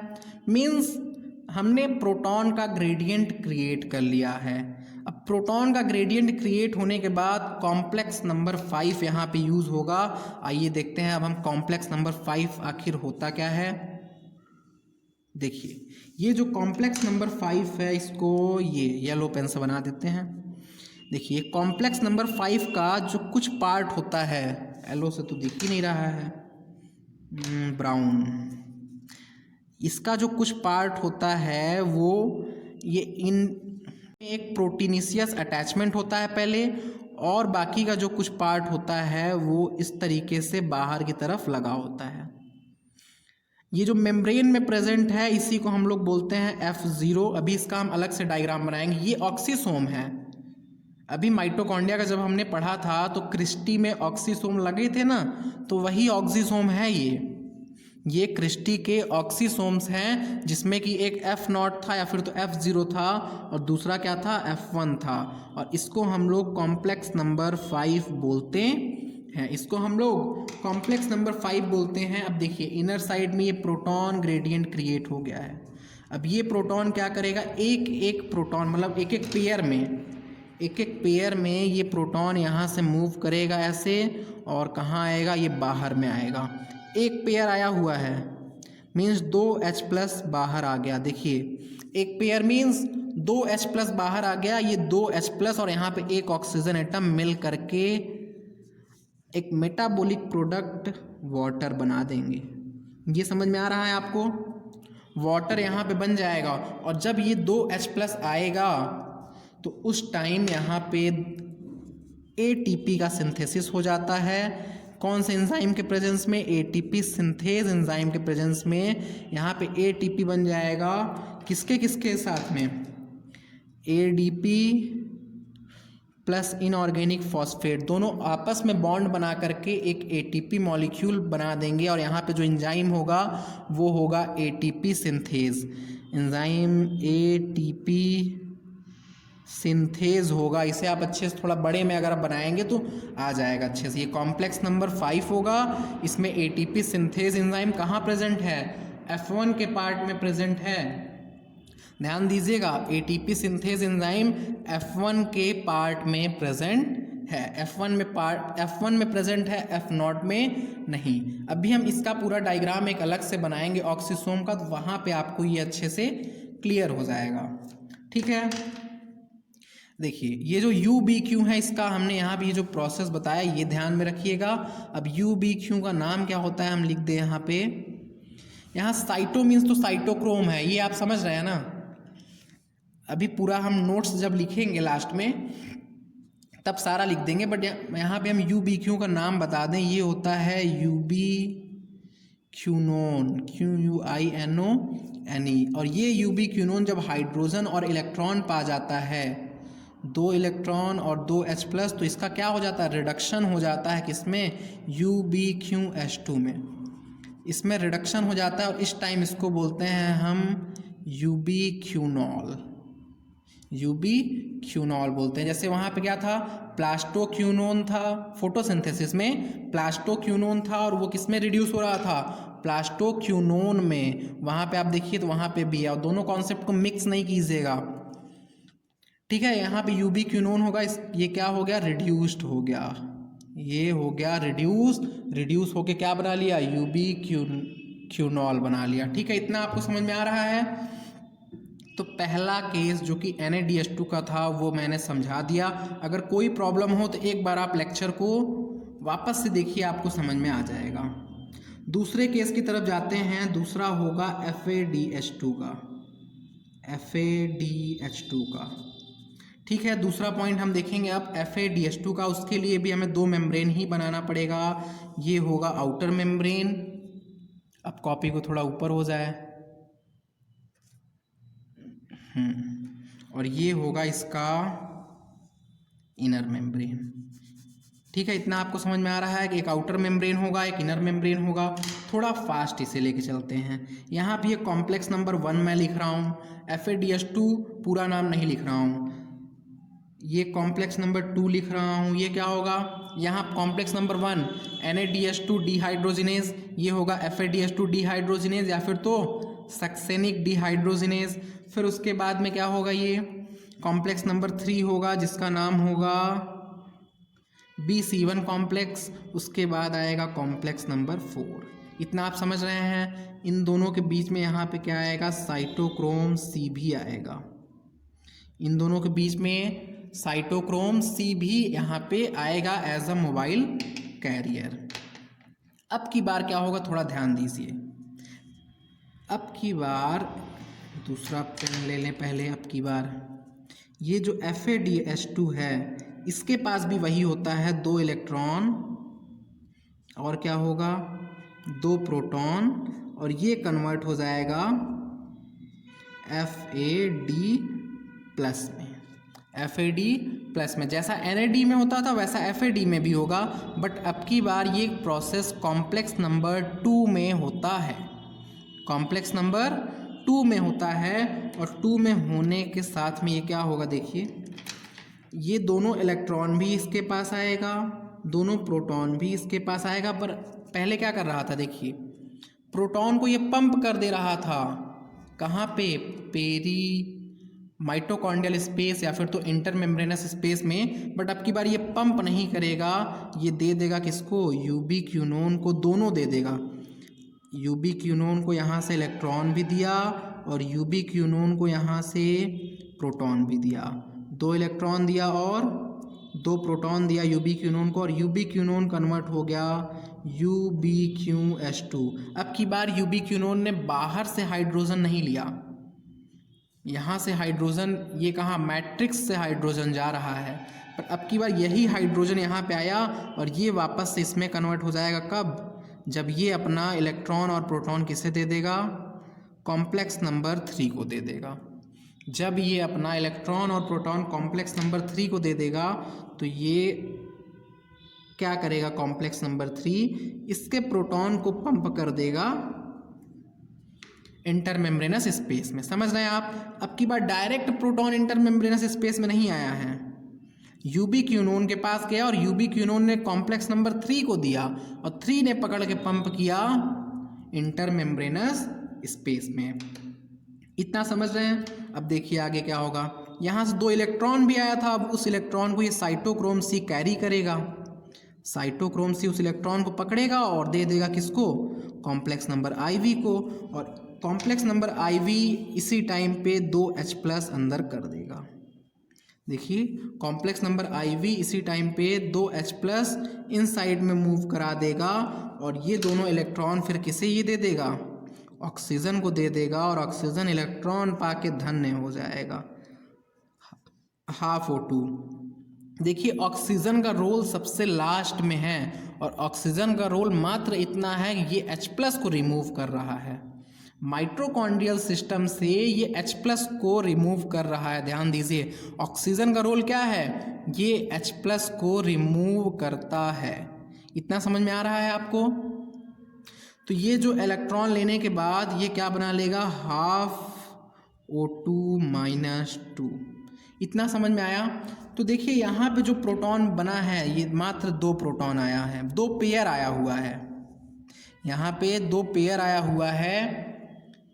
बट NaDH2 के केस में 3 पेयर इलेक्ट्रॉन आया है, और 1 पेयर इलेक्ट्रॉन जाता है तो 3 ATP बनता है। तो 3 pair electrons, sorry 1 pair proton जाएगा तो 1 ATP बनेगा। देखिए यहाँ मैंने बनाया है, एक पेयर प्रोटॉन से एक एटीपी, तो 3 पेयर प्रोटॉन से कितना एटीपी बनता है? 3 एटीपी बन जाता है। बट FADH2 के केस में 2 पेयर ही है, तो इसलिए 2 एटीपी ही बनता है। तो यहाँ से कॉम्प्लेक्स नंबर 5 देखते हैं। ये देखिए, ये मेम्ब्रेन में होगा F0 और देन फिर यहाँ पे ये हुआ F1, मीन्स ये हुआ हमारा F0, देन ये हुआ हमारा जो ऐसे बाहर की तरफ में है माइटोकॉन्ड्रियल मैट्रिक्स की तरफ में प्रोट्रूड है, बल्ज आउट है, वो क्या होगा हमारा F1 होगा। और इस F1 से जब ये 2H+ आते हैं तो इतनी एनर्जी यहाँ पर रिलीज़ हो जाती है, इतनी सफिशिएंट एनर्जी रिलीज़ हो जाती है कि ये एटीपी सिंथेज एंजाइम को एक्टिव कर देगा और एक्टिव होने के बाद एंजाइम अपना काम कर देगा, क्या? एटीपी का फॉर्मेशन कर देगा। यहाँ पे एंजाइम कौन सा है? एटीपी सिंथेज है, सिंथेटेज नहीं है। एटीपी एडीपी प्लस किससे बनाएगा? इनऑर्गेनिक फॉस्फेट से। एडीपी प्लस इनऑर्गेनिक फॉस्फेट से ये क्या बना देगा?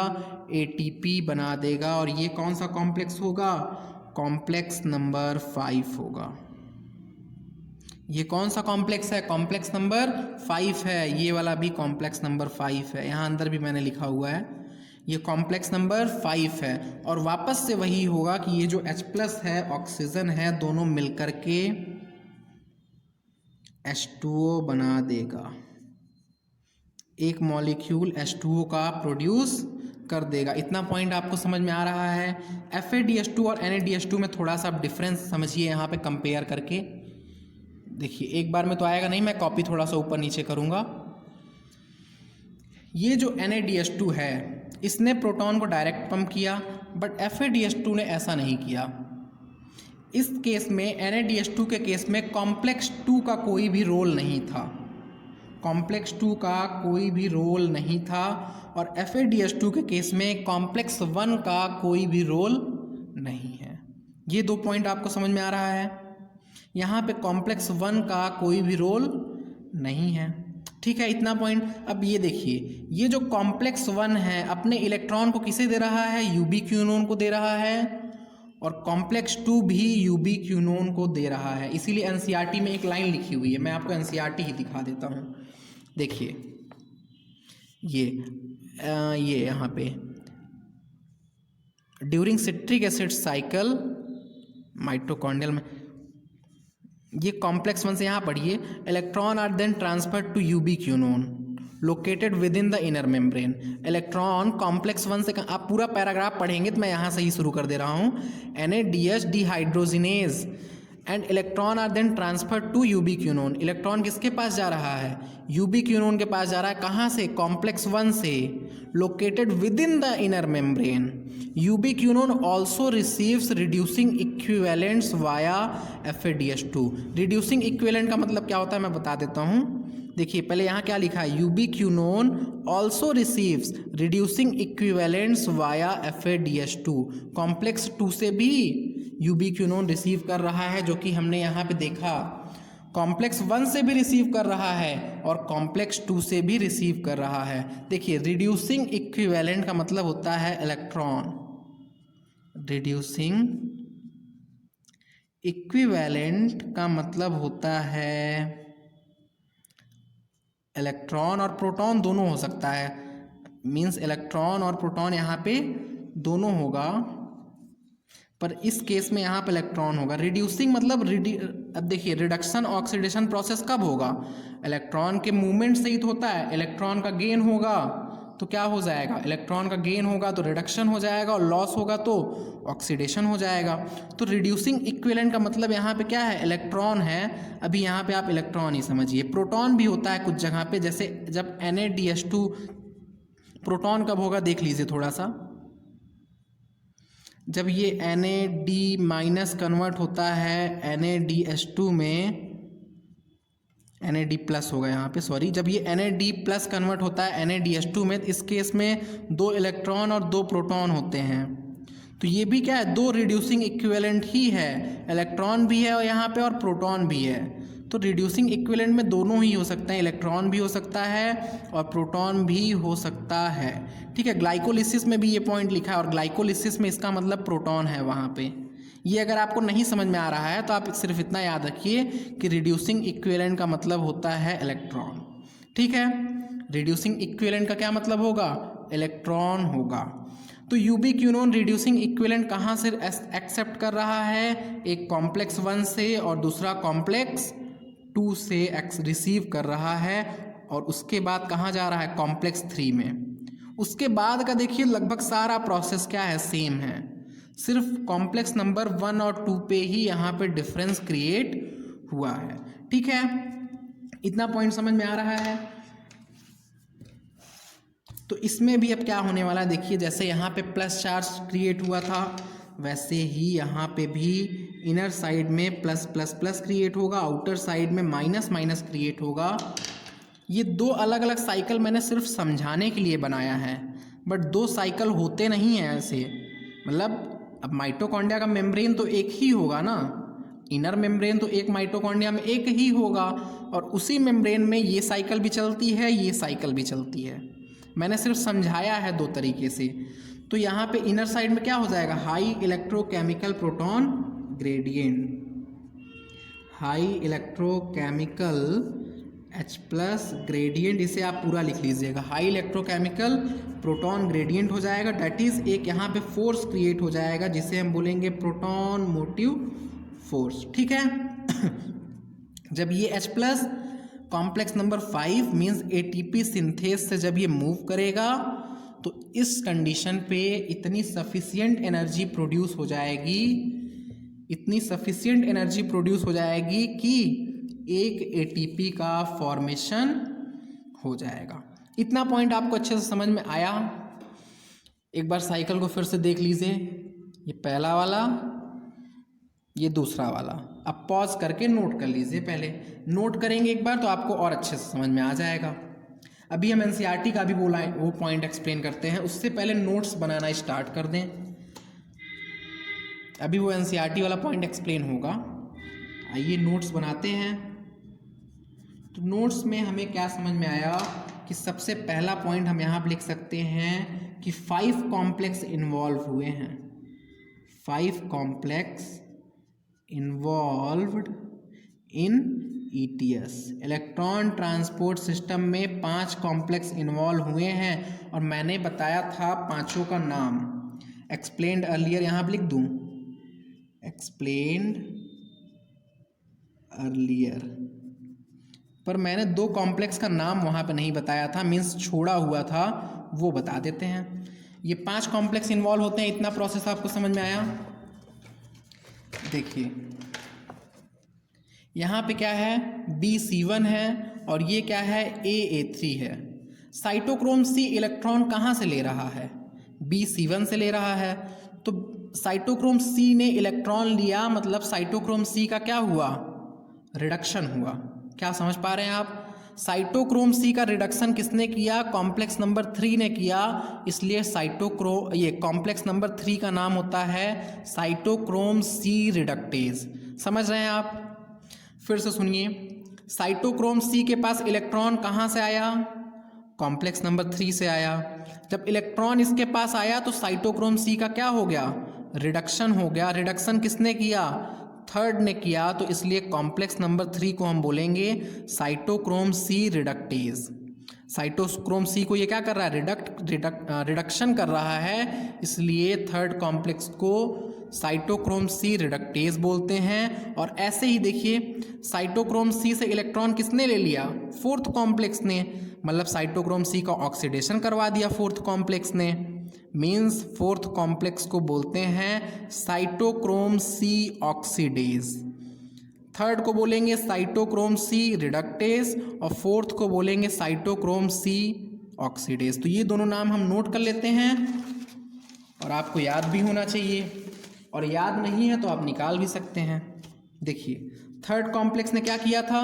साइटोक्रोम C को रिड्यूस किया था इलेक्ट्रॉन देके, तो इसका नाम क्या हो जाएगा? Cytochrome C reductase.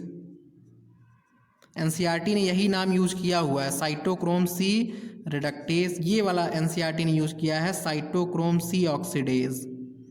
Cytochrome C oxidase क्यों बोल रहे हैं? क्योंकि इसने साइटोक्रोम सी का ऑक्सीडेशन किया था, OXIDASC, साइटोक्रोम सी ऑक्सीडेज। तो ये दोनों नाम आपको समझ में आया। तो ये जो 5 कॉम्प्लेक्स इन्वॉल्व थे वहाँ पे वापस से नहीं लिखना है, मैंने इसे पहले एक्सप्लेन कर दिया है कि 5 कॉम्प्लेक्स थे और सबका नाम क्या क्या होगा ये चीज़ बता दिया गया है। ठीक है, तो आगे बढ़ते हैं यहाँ से आप सेकंड पॉइंट की तरफ देखिए। सेकंड पॉइंट हम यहाँ से ऑक्सीसोम के बारे में देखेंगे। ऑक्सीसोम, या फिर तो इसी को आप बोल लीजिए F1 F0 पार्टिकल, या फिर तो आपकी मर्जी हो तो इसे ही मॉर्नन पार्टिकल बोलते हैं। मॉर्नन पार्टिकल क्यों बोलते हैं? क्योंकि इसको मॉर्नन ने डिस्कवर किया था। ये आपकी मर्जी पे नहीं चलेगा ये आपको लिखना होगा। और आपकी मर्जी हो तो इसे अब बोल लीजिए आप कॉम्प्लेक्स 5, ये आपके मर्जी पे है, आपकी मर्जी नहीं चलेगी यहाँ पे। ये कॉम्प्लेक्स 5 है तो है, ठीक है ना। ये हुआ कॉम्प्लेक्स 5। तो ये जो F1 और F0 पार्टिकल हैं इसके 2 कंपोनेंट होते हैं। इसके 2 कंपोनेंट होते हैं जो कि हम लोग पहले भी पढ़ चुके हैं। एक तो हो जाएगा F1 और दूसरा हो जाएगा F0। एक तो हो जाएगा F1 और दूसरा हो जाएगा F0। थोड़ा सा हम डायग्राम बना दें तो समझाने में और मज़ा आएगा। देखिए, ये मैंने इनर मेम्ब्रेन बनाया है, इसे आप सिंगल मेम्ब्रेन मानिए, बस मैं मोटा सा मेम्ब्रेन बना रहा हूँ। ये क्या हुआ? इनर मेम्ब्रेन हुआ। ये क्या हो जाएगा? इनर मेम्ब्रेन हो जाएगा। मैंने इनर मेम्ब्रेन को ही बनाया है, ये आउटर मेम्ब्रेन भी बाहर वाला नहीं है। मीन्स इधर साइड में क्या होगा? इंटर मेम्ब्रेनस स्पेस होगा, इंटर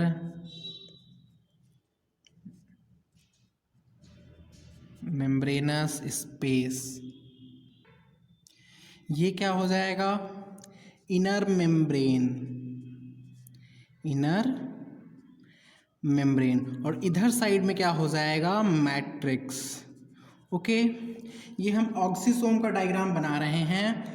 तो ये जो प्रोटीन यहाँ पे लगा हुआ है मेम्ब्रेन में ही, यही होता है F0 प्रोटीन। ओके, ऑक्सीसोम का 2 पार्ट है ना, एक F0 और दूसरा F1।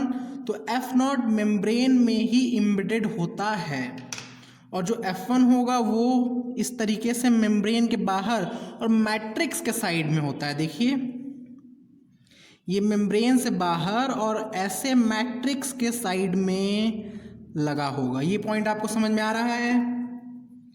ये हो जाएगा F1। अब यहाँ पे होगा क्या? जो ये हमारा इंटर मेम्ब्रेनस स्पेस है, यहाँ से 2H+ मूव करता है कहाँ पे? मैट्रिक्स के साइड में। 2H+ मूव करता है मैट्रिक्स के साइड में और इस कंडीशन पे इतनी एनर्जी रिलीज हो जाएगी कि ADP और इनऑर्गेनिक फॉस्फेट जुड़ जाएंगे और एक मॉलिक्यूल ATP का सिंथेसिस कर देंगे। 2 हाइड्रोजन से 1 ATP बन जाएगा। और यहाँ जो एंजाइम होगा उसका नाम होगा ATP synthase.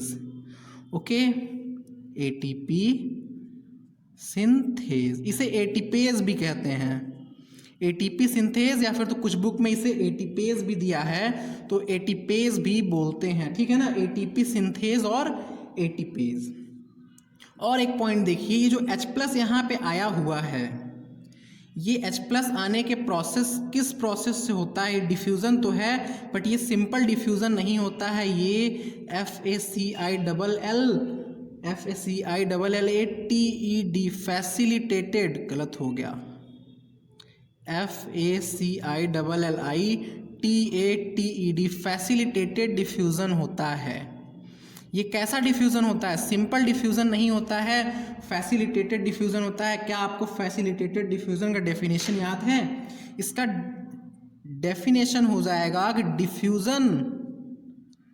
Diffusion along concentration gradient, समझाते हैं थोड़ा सा। along concentration gradient, along concentration gradient with the help of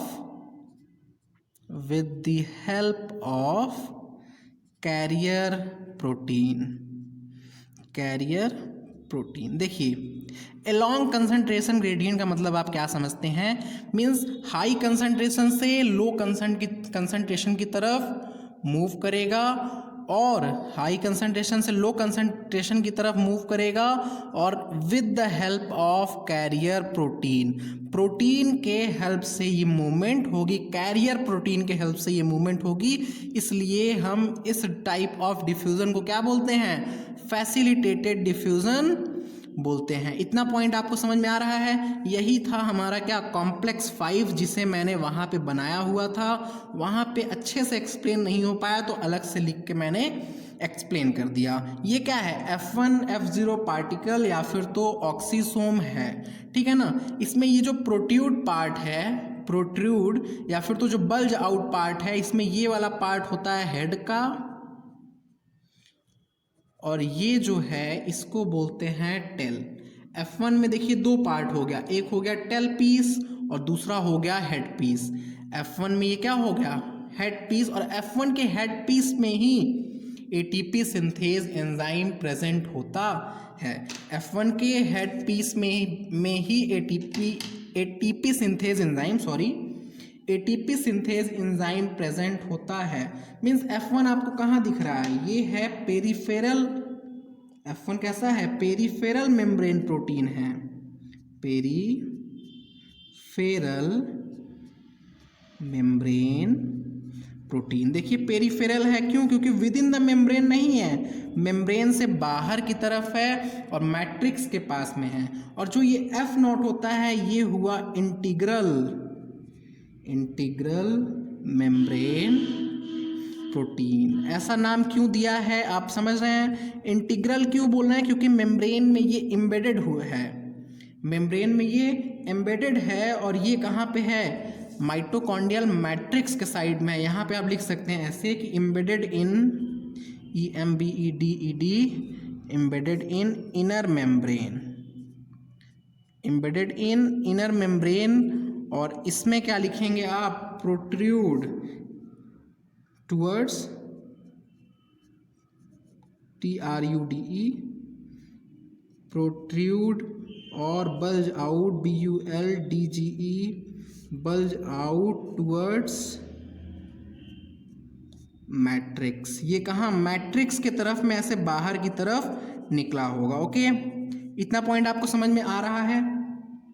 अब एक नेक्स्ट पॉइंट देखिए, मैंने बताया कि F1 के ही हेड पीस में क्या प्रेजेंट है? ATP सिंथेज एंजाइम प्रेजेंट है। मींस कैटालिटिक साइट कहाँ पे प्रेजेंट है? F1 में प्रेजेंट है। तो वहीं यहाँ पे हम पॉइंट लिख दे रहे हैं कि कंटेन्स कैटालिटिक साइट। F1 क्या कंटेन कर रहा है? Contains catalytic site. Catalytic site का मतलब आप समझ रहे हैं? ATP synthase enzyme, ATP synthase enzyme क्या कंटेन कर रहा है? ये contains catalytic site for synthesis of ATP, for synthesis of ATP from, किससे सिंथेसिस होगा? ADP and inorganic phosphate. समझ में आ रहा है ये पॉइंट? तो इसका क्या फंक्शन होता है? ये जो F0 है इसका क्या फंक्शन होता है? इसका फंक्शन ये है कि H+ को ये क्रॉस करवाता है। कहाँ से? ये जो H+ है, H+ को ये क्रॉस करवाता है ये इंटरमेम्ब्रेनस स्पेस से मैट्रिक्स की तरफ। मतलब यहाँ पे लिख सकते हैं हमें चैनल बनाता है एक तरह का, मतलब forms channel through inner membrane, या फिर तो through form channel in inner membrane through which H+ cross inner membrane forms channel in inner membrane लिखिए, या फिर तो आप ऐसे लिख लीजिए forms channel through which H+ cross inner membrane। ये पॉइंट आपको समझ में आया? ऑक्सीसोम के बारे में ये जो पॉइंट हमने वहाँ पे कॉम्प्लेक्स 5 के बारे में एक्सप्लेन नहीं कर पाए थे वो सारा पॉइंट यहाँ पे एक्सप्लेन हो गया। तो इसी के बाद एक हम थर्ड पॉइंट लिख लेते हैं कि एक एटीपी के प्रोडक्शन के लिए कितने H+ चाहिए होते हैं, आप बताइए। 2H+ चाहिए होंगे। तो ये पॉइंट हम लिख लेते हैं। एनसीईआरटी में जो लिखा हुआ है उसे यहाँ पे हम कॉपी कर ले रहे हैं। For each ATP produced 2H+ passes through F0। एक एटीपी प्रोड्यूस होने के लिए 2H+ F0 से पास होता है from intermembranous space to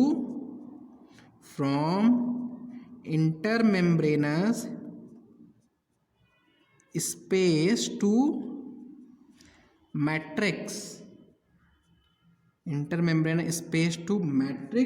down the electrochemical. देखिए डाउन, ये पॉइंट मैं समझा दे रहा हूँ फिर से। Down the electrochemical proton gradient, electrochemical proton gradient का मतलब आप सिर्फ इतना समझिए कि हाई प्रोटॉन कंसंट्रेशन से लो प्रोटॉन कंसंट्रेशन। इलेक्ट्रोकेमिकल प्रोटॉन का ग्रेडियंट हाई कहाँ पे होता है, इंटरमेम्ब्रेनस स्पेस में ये हाई होता है, और लो कहाँ पे होता है, मैट्रिक्स में। इसीलिए इंटरमेम्ब्रेनस स्पेस के साइड में पॉजिटिव चार्ज आता है और मैट्रिक्स के साइड में नेगेटिव चार्ज आता है। तो फोर्थ पॉइंट क्या है, और इसी के साथ में इस फोर्थ पॉइंट जो है, इसी के साथ में हम ये जो एनसीईआरटी का डायग्राम है उसे समझेंगे। ठीक है, तो देखिए फोर्थ पॉइंट में हमें पहले समझना क्या है, हम वही लिख लेते हैं तब समझ में आ जाएगा। देखिए इसमें हम ईटीसी को समझेंगे। Etc means electron transport chain को। हमने अभी इलेक्ट्रॉन ट्रांसपोर्ट सिस्टम को पढ़ा था ना, उसमें से हम इलेक्ट्रॉन का क्या पाथवे होगा, उसी पाथवे को वो जो डायग्राम बना है एनसीईआरटी में, उस डायग्राम को पहले समझेंगे और फिर उस पाथवे को समझ करके यहाँ पे नोट करेंगे। ठीक है, ईटीसी मीन्स क्या हुआ, इलेक्ट्रॉन ट्रांसपोर्ट चेन। यहाँ पे हम क्या समझने वाले हैं, pathway of movement of electron. आइए हम एनसीईआरटी का डायग्राम लेते हैं। देखिए ये एनसीईआरटी बुक है। इधर साइड में क्या हो, ये मेम्ब्रेन है। क्या है ये, इनर मेम्ब्रेन है, जिसे थोड़ा थिक में दिखाया गया है। इनर मेम्ब्रेन होगा, यहाँ लिखा हुआ है इनर माइटोकॉन्ड्रियल मेम्ब्रेन। इधर साइड में मैट्रिक्स होगा, इधर साइड में इंटर मेम्ब्रेनस स्पेस होगा।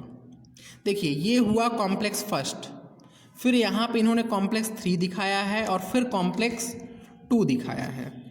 ओके, कॉम्प्लेक्स फर्स्ट है, देन कॉम्प्लेक्स थर्ड दिखाया है, फिर कॉम्प्लेक्स सेकेंड दिखाए हैं, और फिर यहाँ पे फोर्थ है और फिफ्थ। समझ रहे हैं, फोर्थ कॉम्प्लेक्स और फिर ये फिफ्थ कॉम्प्लेक्स यहाँ पे दिखाया गया है।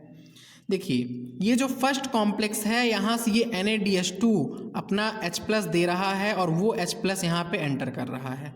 एनसीईआरटी ने यहाँ पे 4H+ लिखा है। अब 4 क्यों लिखा है, मुझे देखिए ये पॉइंट यहाँ पे एनसीईआरटी नहीं समझ में आता है। जो मैंने डायग्राम बनाया है बुक्स में मुझे वैसा मिला, बट यहाँ पे एनसीईआरटी ने 4H+ एंटर कराया है। मैं अभी यहाँ पे कंपैरिजन आपको दिखाता हूँ। पहले देखिए यहाँ से ये H+ गया और साथ में इलेक्ट्रॉन दिया। इलेक्ट्रॉन कॉम्प्लेक्स 1 में देखिए मूव कर रहा है। पहले कॉम्प्लेक्स 1 में FMN है, वहाँ गया, देन आयरन सल्फर प्रोटीन में, और देन यहाँ से मूव करता है कहाँ पे, यूबी क्यूनोन में। यूबी क्यूनोन से यूबी क्यूनॉल बना, यूबी क्यूनॉल से निकल गया इलेक्ट्रॉन और प्रोटॉन दोनों ही कहाँ पे, ये देखिए थर्ड कॉम्प्लेक्स में गया, और थर्ड कॉम्प्लेक्स से प्रोटॉन बाहर आ गया। अब इलेक्ट्रॉन अपना पाथ वापस से कवर करेगा। इलेक्ट्रॉन कॉम्प्लेक्स 3 से कहाँ जाएगा, साइटोक्रोम C में। कॉम्प्लेक्स 3 में देखिए BC1 कॉम्प्लेक्स है, साइटोक्रोम BC1 कॉम्प्लेक्स। देखिए आप लिखा है cytochrome BC1 complex means complex 3। समझ रहे हैं आप इतना। अभी हम कंपेयर करेंगे तो और क्लियर होगा। तो ये हुआ NaDH2 का पाथ। FADH2 का पाथ इन्होंने कैसे बनाया, देखिए जब सक्सिनेट कन्वर्ट होता है फ्यूमरेट में, और यहाँ पे एंजाइम होता है सक्सेनिक डिहाइड्रोजिनेज, देखिए आप लिखा भी है। तो ये रिएक्शन जो क्रेब्स साइकिल का था वो कहाँ पे होता है, ये reaction inner membrane of mitochondria के पास होता है। क्यों? क्योंकि सक्सिनेट डिहाइड्रोजिनेज एंजाइम कहाँ पे प्रेजेंट है, इनर मेम्ब्रेन ऑफ माइटोकॉन्ड्रिया में प्रेजेंट है। अब यहाँ पे क्या होगा, ये जो सक्सिनेट जब फ्यूमरेट में कन्वर्ट होगा तो उस केस में ये जो FAD है वो कन्वर्ट हो जाएगा FADH2 में, और देन FADH2 से ये क्या करेगा, इलेक्ट्रॉन और प्रोटॉन दोनों ही देगा आयरन सल्फर प्रोटीन को, और आयरन सल्फर प्रोटीन दे देगा यूबिक्विनोन को। आप कॉपी उठाइए, कॉपी से कंपेयर कीजिए, मैं यहाँ NCERT दिखा रहा हूँ तो आप कॉपी से कंपेयर कीजिए, समझ में आएगा। यूबिक्विनोन के पास जाएगा, ये यूबिक्विनॉल बन जाएगा, और यूबिक्विनॉल दे देगा ये किसको, कॉम्प्लेक्स 3 को। कॉम्प्लेक्स 3 के थ्रू ये 4H+ कहाँ गया, अंदर की तरफ गया। इतना समझ रहे हैं आप, कॉम्प्लेक्स 3 के थ्रू ये गया। अब देखिए इलेक्ट्रॉन यहाँ यूबिक्विनोन से आ रहा है और ऊपर यूबिक्विनोन से आ रहा है, ऊपर से भी आ रहा है और यहाँ नीचे से भी आ रहा है। ऊपर से NADH2 का आ रहा है, नीचे से किसका आ रहा है, FADH2 का आ रहा है, और टोटल यहाँ पे 4 प्रोटॉन अंदर गए। क्यों? क्योंकि 2 ऊपर से आया है, 2 ऊपर की यूबिक्विनोन से, 2 नीचे की यूबिक्विनोन से। इन्होंने दोनों साइकिल को एक में ही बना दिया है। मैंने बोला था ना कि डिफरेंस पहले और दूसरे में है, और बाकी का क्या है, यहाँ थर्ड से एकदम सेम है। देखिए थर्ड से फिर जो पाथवे चल रही है वो एकदम सेम है। ये इलेक्ट्रॉन थर्ड से गया, थर्ड में देखिए जैसे ही इलेक्ट्रॉन इंटर कर रहा है उसके बाद ये इलेक्ट्रॉन गया साइटोक्रोम C में, और देन साइटोक्रोम C मैंने बताया था मोबाइल कैरियर है, यूबिक्विनोन भी मोबाइल है। देखिए इसने बनाया हुआ है कि यहाँ से ये मूव करके इधर आया है ना, और ये जो यूबिक्विनोन है विद इन द मेम्ब्रेन है, मेम्ब्रेन में ही प्रेजेंट है, विद इन द मेम्ब्रेन है, but cytochrome C outer side of inner membrane of mitochondria में प्रेजेंट है। अगर आपको थोड़ा भी कंफ्यूजन हो तो आप वीडियो को रिपीट करके सुनिए, अच्छे से समझ में आ जाएगा। देखिए cytochrome C outer side of inner membrane of mitochondria में है, ये मोबाइल कैरियर होता है, तो मूव करके गया किसके पास, कॉम्प्लेक्स 4 के पास, और कॉम्प्लेक्स 4 के पास कॉपर के पास गया, देन साइटोक्रोम A3, और देन फिर कॉपर के पास जा करके ये बाहर की तरफ निकल आया और ऑक्सीजन के पास चला गया। ये पॉइंट आप समझ रहे हैं। तो इसमें थोड़ा सा क्लियर नहीं किया है कि ये जो H+ है कहाँ पे से आ रहा है। वाटर तो इन्होंने बना दिया है कॉम्प्लेक्स 4 के पास, वाटर तो कॉम्प्लेक्स 4 के पास ही बनेगा, क्योंकि यहाँ पे से हमारा ऑक्सीजन ने क्या किया, इलेक्ट्रॉन एक्सेप्ट किया, देन ऑक्सीजन प्रोटॉन को एक्सेप्ट करेगा। पर ये प्रोटॉन कहाँ से आएगा, ATP सिंथेस से जो बाहर आया हुआ है वो प्रोटॉन यहाँ पे हो जाएगा। ठीक है, इतना पॉइंट आप समझ रहे हैं। यहाँ पे देखिए इसने नाम भी लिखा है, कॉम्प्लेक्स 5 का नाम क्या है, साइटोक्रोम C ऑक्सीडेज। क्यों? क्योंकि इसने C से इलेक्ट्रॉन ले लिया, इलेक्ट्रॉन का रिमूवल ऑक्सीडेशन होता है, तो ऑक्सीडेशन होता है इसलिए हम इसको क्या बोलेंगे, साइटोक्रोम C ऑक्सीडेज बोलते हैं। ठीक है, देखिए एक NADH2 से 6H+ जाना चाहिए और एक FADH2 से 4H+ जाना चाहिए, मीन्स टोटल 10H+ अंदर आना चाहिए। देखिए यहाँ पे 4 और 2 टोटल 10H+ अंदर आया है, टोटल 10H+ अंदर आया है। आपको याद क्या करना है, ये H+ कहाँ से जा रहा है, अगर नहीं समझ पा रहे हैं तो एक पॉइंट तो ये देखिए, पहला वाला जो कॉम्प्लेक्स है वो H+ को पंप कर रहा है, तीसरा कॉम्प्लेक्स H+ को पंप कर रहा है, और चौथा कॉम्प्लेक्स H+ को पंप कर रहा है। दूसरा कॉम्प्लेक्स H+ को पंप नहीं करता। H+ का नंबर अगर नहीं याद हो रहा है तो भी चलेगा, बट ये याद रखना होगा कि पहला कॉम्प्लेक्स H+ को पंप कर रहा है, तीसरा कॉम्प्लेक्स कर रहा है, और ये वाला चौथा वाला कॉम्प्लेक्स H+ को पंप कर रहा है। और इलेक्ट्रॉन कौन कौन ट्रांसपोर्ट करा रहा है, तो इलेक्ट्रॉन को पहला, दूसरा, तीसरा, चौथा सारा ही कॉम्प्लेक्स इलेक्ट्रॉन को मूव करा रहा है। इतना पॉइंट आपको समझ में आया अच्छे से। ठीक है, तो आइए यही जो पाथ लिखा है FMN, मैं एक बार अपने से बनाता हूँ और वो पाथ देखिए आपको वो पाथ समझ में आता है, एक बार देखिए। ठीक है, देखते हैं। ये मैंने बनाया क्या, कॉम्प्लेक्स नंबर 1। देखिए ये हुआ कॉम्प्लेक्स 1। कॉम्प्लेक्स 1 में क्या क्या था, FMN था और साथ में FES था। मैं उसी डायग्राम को यहाँ पे बनाऊँगा पर थोड़ा सिंपल वे में बनाऊँगा। देखिए ये क्या है, कॉम्प्लेक्स 1 है। अब यहाँ कॉम्प्लेक्स 1 में होगा क्या,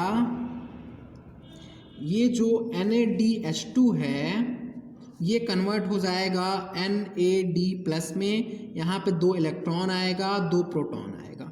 अब ये इलेक्ट्रॉन क्या करेगा, यहाँ से मूव किया, थोड़ा दूसरा पेन ले ले इलेक्ट्रॉन को मूव कराने के लिए, FMN के पास आया, FMN से मूव किया तो FES के पास गया। यहाँ तक इलेक्ट्रॉन का मूवमेंट आपको समझ में आया। और ये क्या था, कॉम्प्लेक्स 1 था।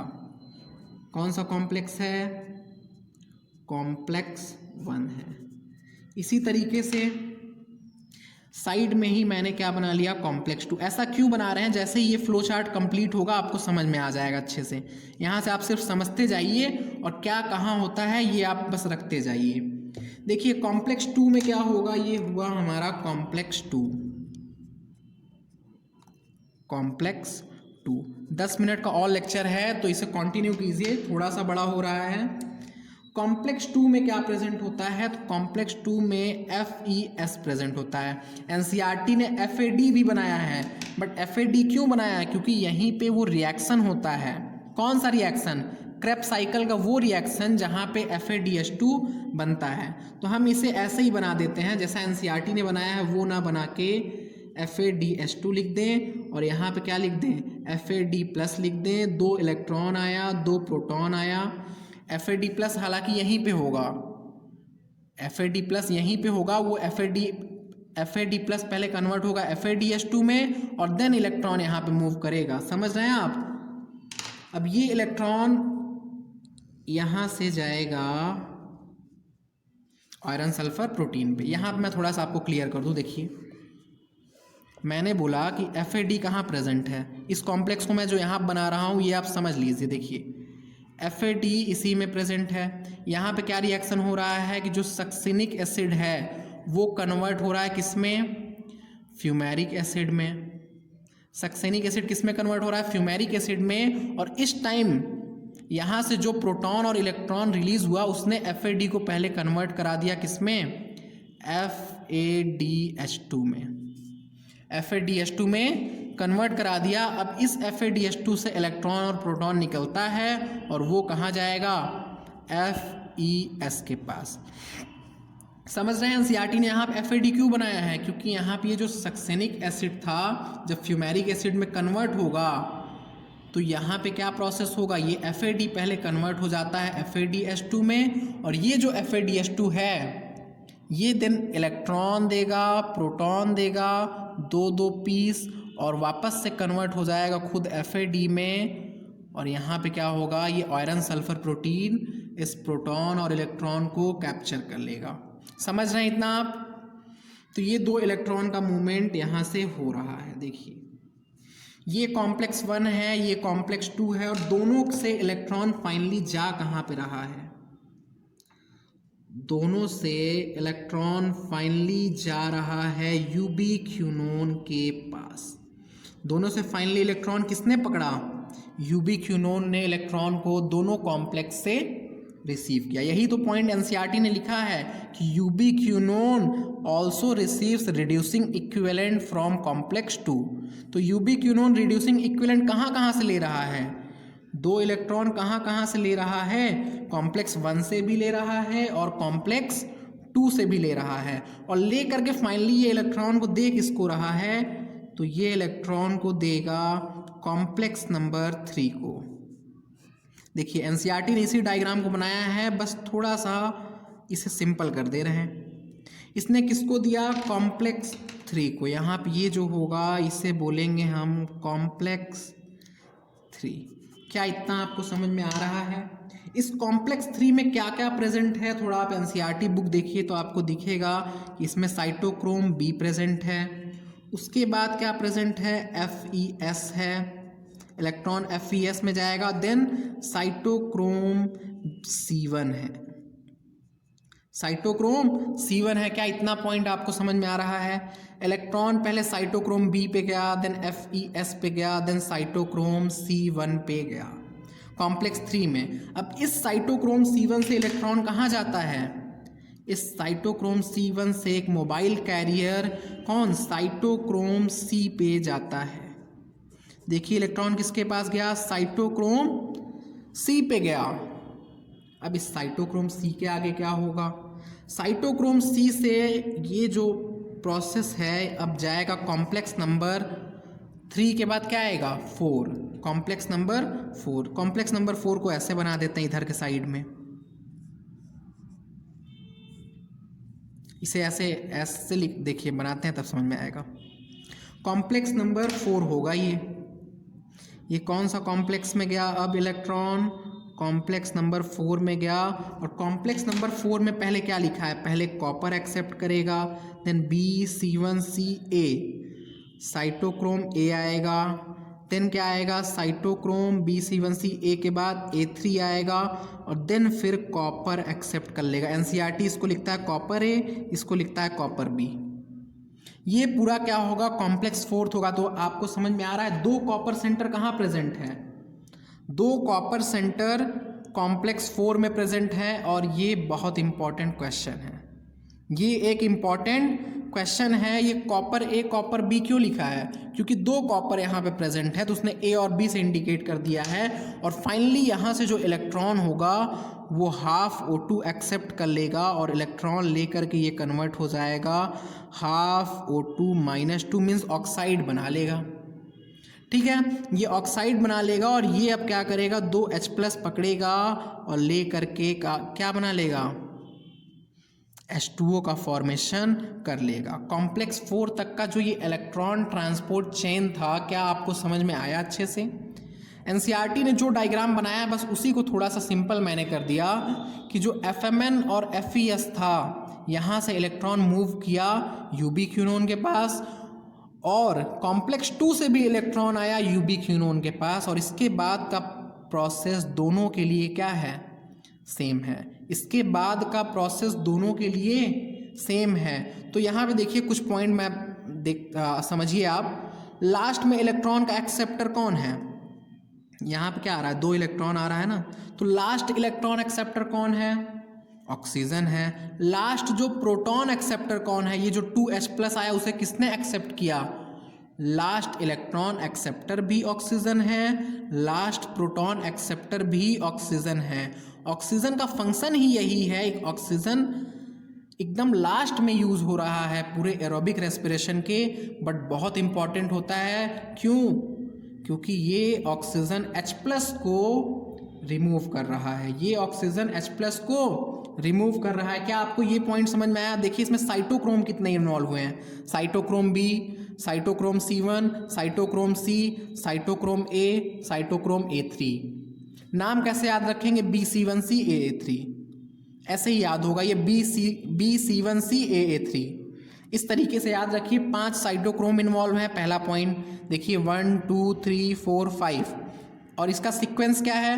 BC1CAA3 BC1CAA3 इसका सीक्वेंस ये हो जाएगा। 2 कॉपर सेंटर किसमें प्रेजेंट है? तो कॉम्प्लेक्स 5 में प्रेजेंट है।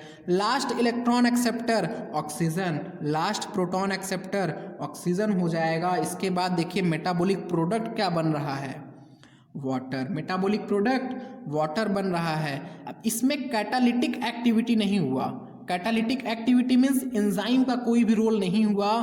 तो कैटालिटिक एक्टिविटी कहाँ होता है? कॉम्प्लेक्स नंबर 5 में होता है, जिसको ऑक्सीसोम को मैंने पहले ही समझा दिया।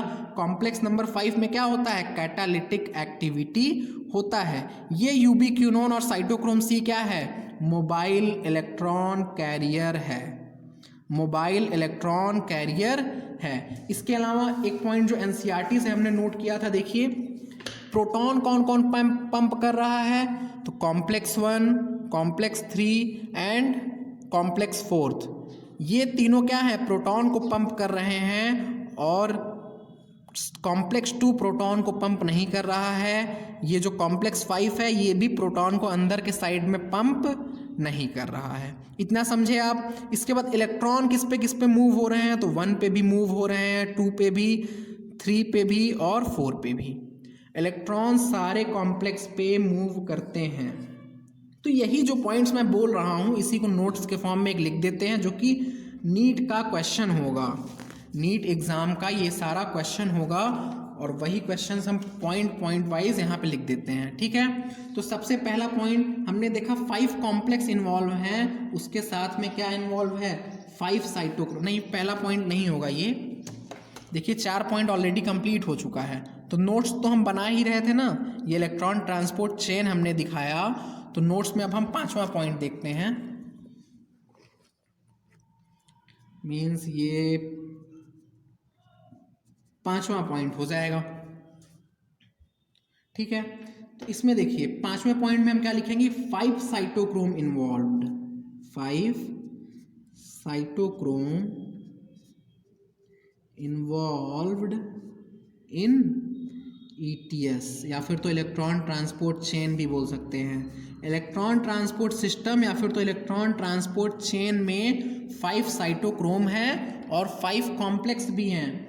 याद रखिएगा 6 नंबर पॉइंट पे यहाँ पे क्या हो जाएगा कि ये साइटोक्रोम का सीक्वेंस क्या है। जो साइटोक्रोम है, साइटोक्रोम का क्या बताना है आपको, सीक्वेंस बताना है। तो इस साइटोक्रोम का सीक्वेंस क्या हो जाएगा, साइटोक्रोम B1C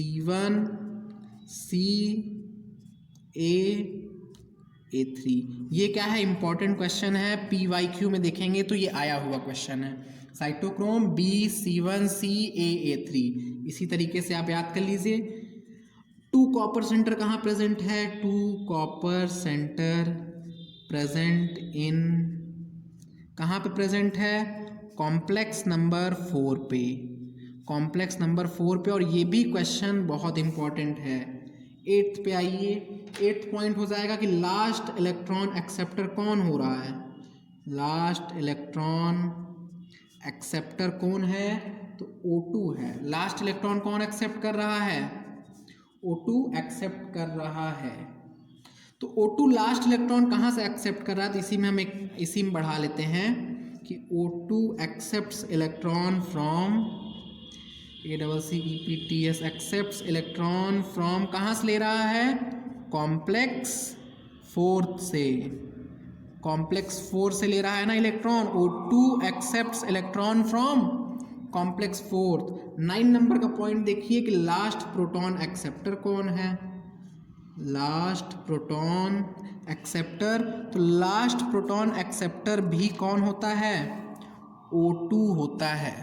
एक्सेप्टर भी कौन होगा, O2 होगा। तो इसी में एक पॉइंट हम लिख लेते हैं कि जो रोल ऑफ ऑक्सीजन क्या है, या फिर तो 10th पॉइंट हम बना लेते हैं कि जो रोल ऑफ ऑक्सीजन है वो लिमिटेड है, कहाँ पे, टर्मिनल स्टेज ऑफ ETS में। तो लिख लेते हैं कि the role of oxygen, the role of O2 is limited to terminal stage of ETS।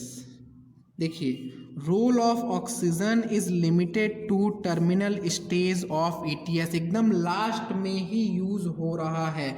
और इसका फंक्शन क्या होता है, इट रिमूव्स, इट मीन्स यहाँ क्या होगा O2, it removes H+ from mitochondrial system,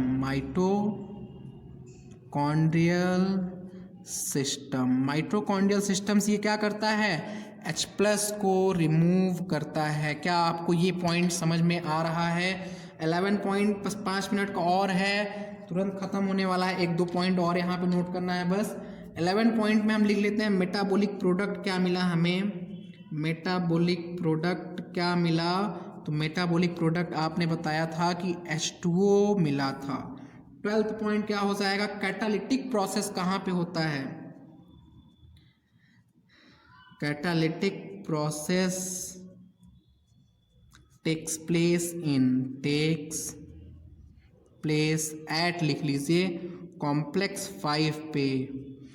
कहाँ पे होता है कैटालिटिक प्रोसेस, तो कॉम्प्लेक्स नंबर 5 पे कैटालिटिक प्रोसेस होता है। ऐसे ही एक 13 पॉइंट हो जाए कि मोबाइल इलेक्ट्रॉन